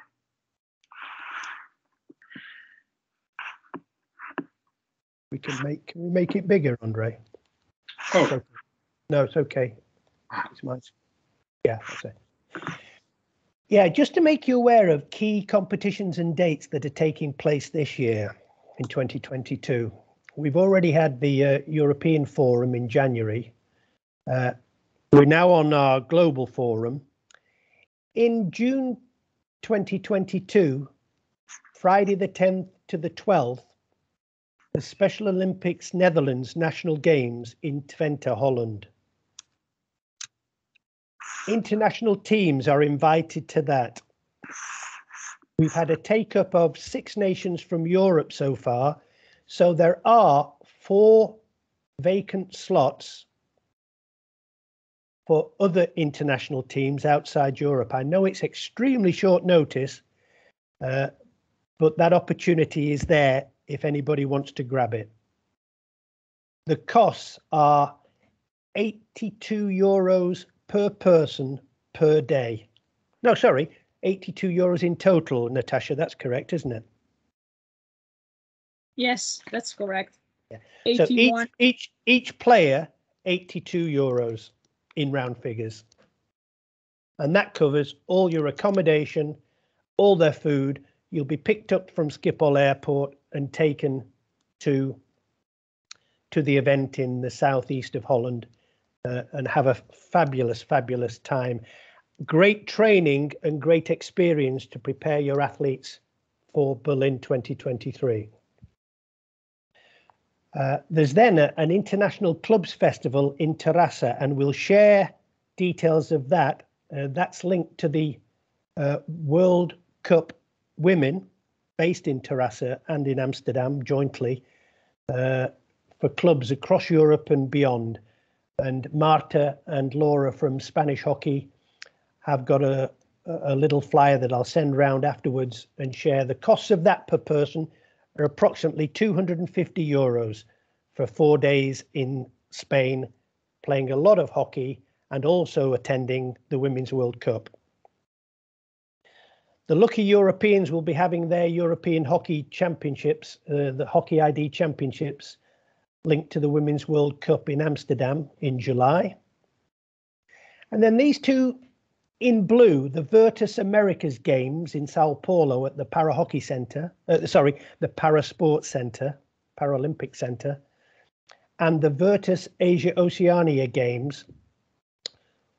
We have the opportunity we'd need 4 nations who want to go to those events.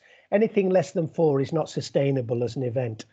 But we do have demonstration sport status, so if funding and preparation with the pandemic, etc. allowed, if your continent is keen to attend that event, please let me know as soon as possible so that I can tell the Virtus World Organization that hockey wants to be part of that event. At the moment, the door is open for us and we can attend, but we'll need to react by sort of end of May to give them time to plan accommodation, food and the venue, etc. Okay, and then Europe has its forum again in December 2022. Next page, please, Andre. Thank you. Then get a date in your diary. We're going to do another forum like this March next year, March the 2nd. So put that in your diary and please give us feedback. What parts of this forum have been useful to you and what changes you want to see, because we've just taken up 2 hours of your valuable time and we want this forum to work for you, not us. So please give us feedback after this forum, what parts you want to see changed and what presentations you want this time next year. There's an International Clubs Festival at my own club, Wakefield in England in April next year for 3 days. And then we have a Virtus Global Games in Vichy, France. Again, we have demonstration status there if we have a minimum of 4 teams keen to play in that event. I don't have costs yet from Virtus for any of their games, unfortunately. As soon as I have those, I will let you know. The one in red is the big one, and we want to make a massive success of that so that our demonstration status becomes full sport status soon after the Berlin Games, and we have a legacy of growth across the world for HockeyID. After the World Games, the nations fortunate enough to go to Berlin will be calling you for a feedback session as to what worked well in Berlin and what we need to improve next time so that we can feed that back to Special Olympics International. And then, as you can see, it's a busy June, July, August because the European Championships for HockeyID take place in Germany, in Mönchengladbach, in August. And then Euro Hockey have their next ID forum in December. Now, as you can see, at the moment, this is quite European based. When I put that up next year, continents, I would like to see more demonstration events, because I know you're doing them happening in the other continents so that we can shout about it globally. And then a real quick ball, and not official yet, but if you can go to the next page. In 2024, we would love to have a World Cup for HockeyID in Ireland. Over to you, Dwayne, to deliver that. Just the terms, if I can, for the newcomers on the call. FIH is using the term para-hockey as the all-encompassing term for disability hockey. So para-hockey to us means learning disability, intellectual disability, physical disability, and wheelchair sport. HockeyID is the intellectual disability part of that umbrella term. Hockey PD, physical disability, is the physical disability area, and Hockey W is the wheelchair element. As you know, because of our resources, we're only focusing today on ID. And that's all from me. I'd like to take any topics from the floor now. If anybody's got any questions or want to share anything, go ahead. Sorry, Norman. I'm just going to tell you that Silvina is now in. So Fabulous. If you want to try, Silvina, ¿me escuchas? Si estás por ahí, ¿puedes abrir tu micro y tu cámara?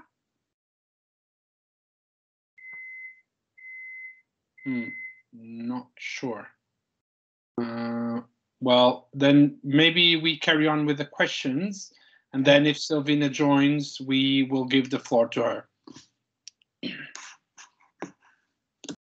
You see, Natasha's shared her email with everybody. If you need any assistance with your links with your local Special Olympics organisation, please use Natasha. It's a very, very precious resource. I would also like to encourage the more mature HockeyID nations to twin with our developing nations. I know when we ran the European Forum in January this year, Ireland and Holland in particular showed a keen energy to actually twin with nations outside Europe. So please let's develop that even further. Sorry, I'm just going to make a second attempt for Silvina because I realized that she had a different user. Silvina, can you hear me now? If you can you turn your camera and your microphone? I just realized that she came in okay. with a different user. So just trying to see if we can make this work.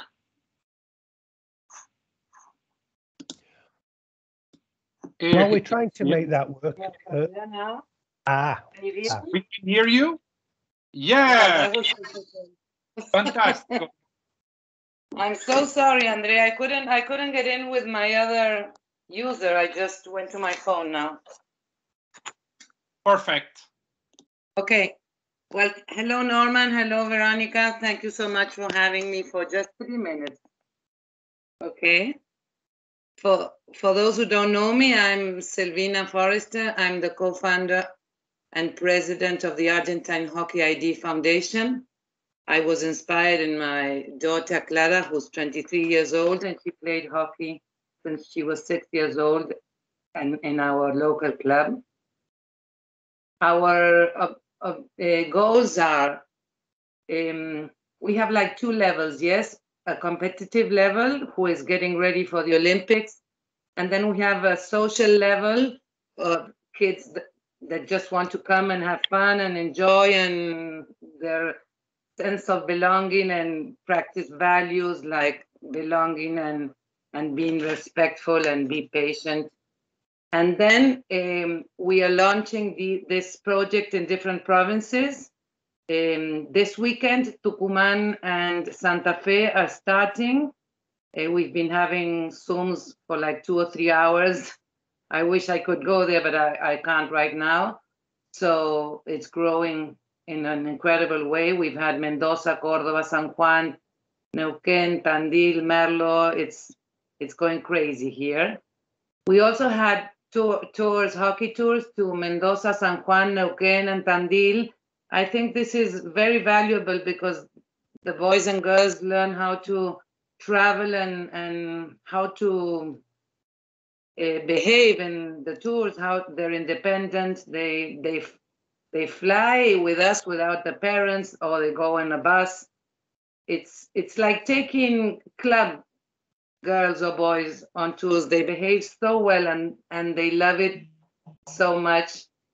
When Laura from the Pan Am Federation invited us to be a part of the Youth Olympic Games in 2018, that was incredible because it in Argentina it exploded, no, the ID hockey. We had started in 2017 with 12 females plus 4 facilitators, yes, coaches that are part of the team.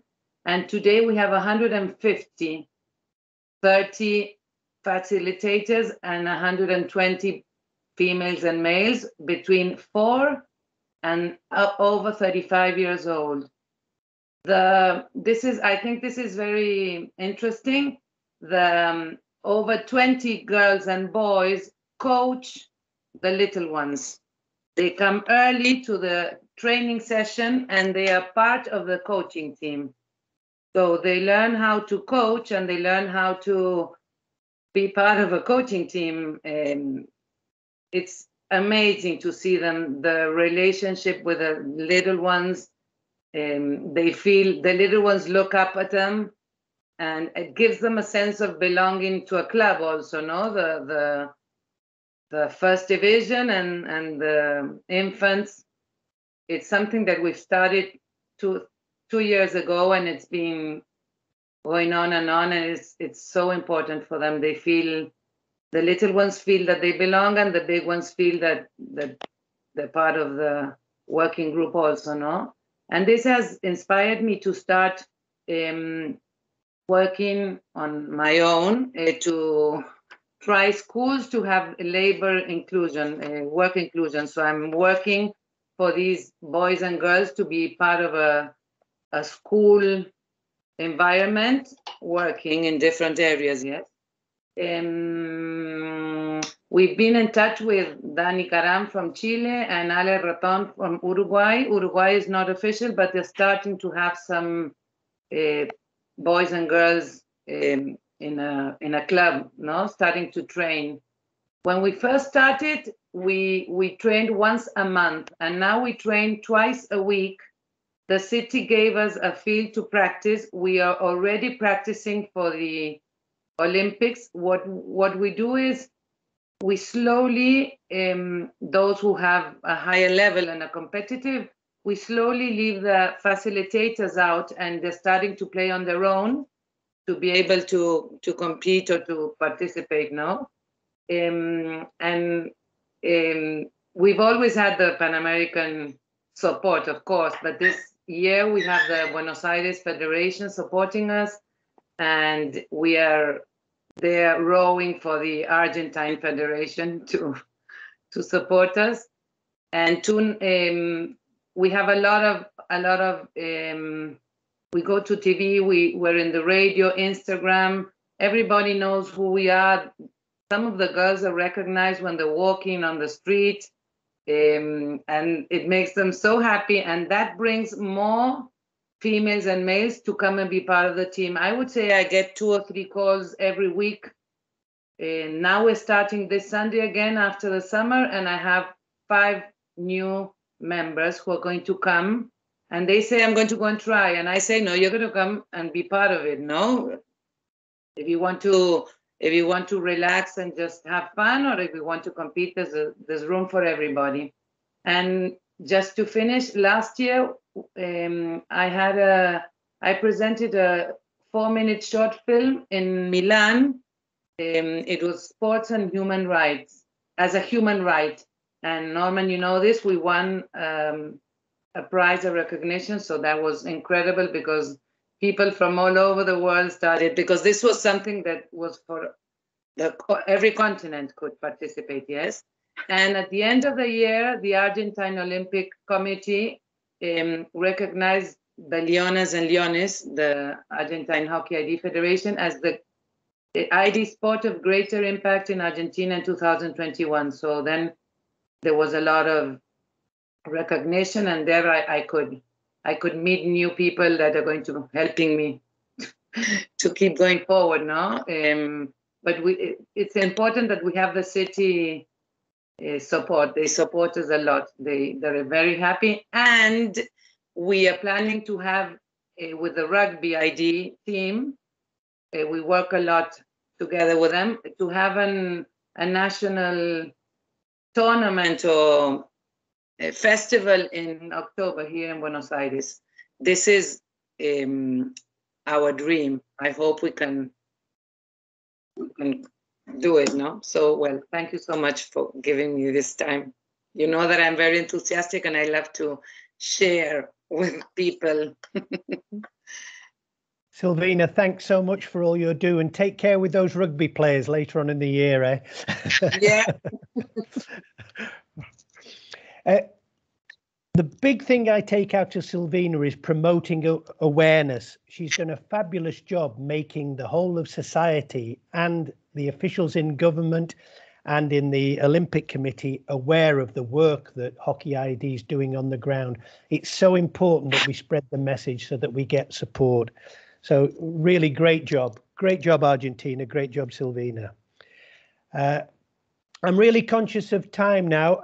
I would like to sum up now, unless there are some really crucial questions, just to say that 4 years ago, this forum would only have been European nations. Now, this morning, this afternoon and your evening, we've had close to 50 delegates at times from all of our 5 continents, and each continent's given such an inspiring presentation.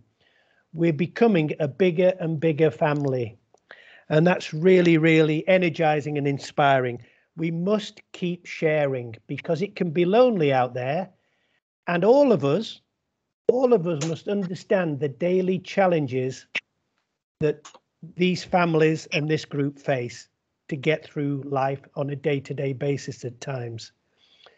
So please help them with those challenges, keep up the good work going. And I'd like now to hand the floor to a dear old friend of mine and FIH executive member and the president of or the chief executive of Asian Hockey Federation, Mr. Tayyab Ikram, to close the forum, please. Tayyab, the floor is yours. Let me just tie up on the stage, and then so that he can do that. Just bear with me while I take care of that. Here we are. Tayyab, you are now on stage. You can open your camera and your microphone. Thank you, Andre, and thank you, Norman. Amazing. It was, I fully support what Norman just mentioned in his last remarks, that the HockeyID or similar disciplines were confined to one continent. And within a very short span of time, I must say on the Norman, you did a great job.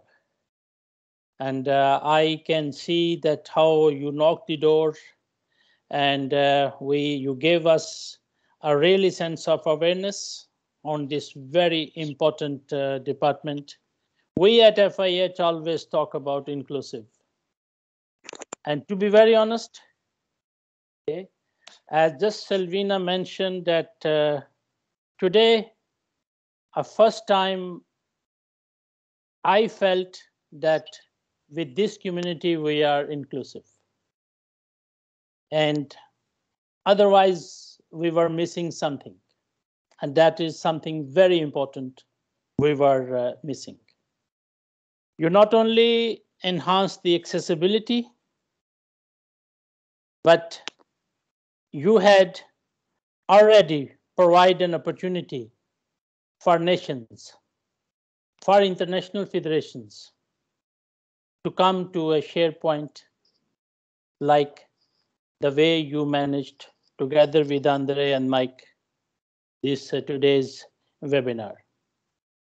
This is great. We always talk in our 11-a-side hockey, normal hockey, that we should learn from each other, from other sports. And I think with this very short time and great initiatives, you are showing the way to some of the department in FIH by sharing ideas and by sharing the best practices from other sports, from other regions. It was amazing to see the efforts of continental presentations. Okay, I saw some of my very familiar faces today. Okay, we all are colleague Norman, you know, together with Jill and many other people. We've been working years and years for development. And development in my beginning of my career in FIH, development was very close to my heart. And I am keeping that thing till today, and that is my roadmap in future as well. Fantastic work. Congratulations to all of you. And I think you are bringing hockey very close to a very, very, very important community. I would say We are bringing a very, very important community very close to our beloved sport, hockey. Thank you very much. With these remarks, I would again mention a great appreciation, and I am full of gratitude to Norman, your team, your efforts, and FIH team together with you, Andre and Mike, for your great support to this. I am available. I am available to help any initiative. You know, Norman, if there is anything, and I am very open to say here that if any program or any project which you recommend, I am very happy to support them with some equipment. Okay. Thank you. You can plan something, and this is not limited to Asia. It can be for all the continents. So that you can prepare your recommendation, and we are here to help you. And of course, all our contacts in Special Olympics that for their sport. And I think today you showed them that we had the potential, and we have the ability to explore our potential further. Thank you very much, Norman. Back to you. Thank you. Tayeb, thank you so much again for the support you give us at executive board level. It's so important, and thanks for your teamwork. I'll close now by thanking all of you for the fantastic work you're doing on the ground. We can talk and talk, but we need to roll our sleeves up and get on the pitch with these athletes and give them lots of fun through hockey. Don't get isolated. We're here as a team to help you. If you want any support, please just call us. And finally, a big thank you to Andre Oliveira and Mike, Andre in particular this morning, for helping with the technical side of this forum. Have a great end to the day, start of the day, beginning of the day, and I hope to see you all soon. Bye-bye, everybody. Bye-bye.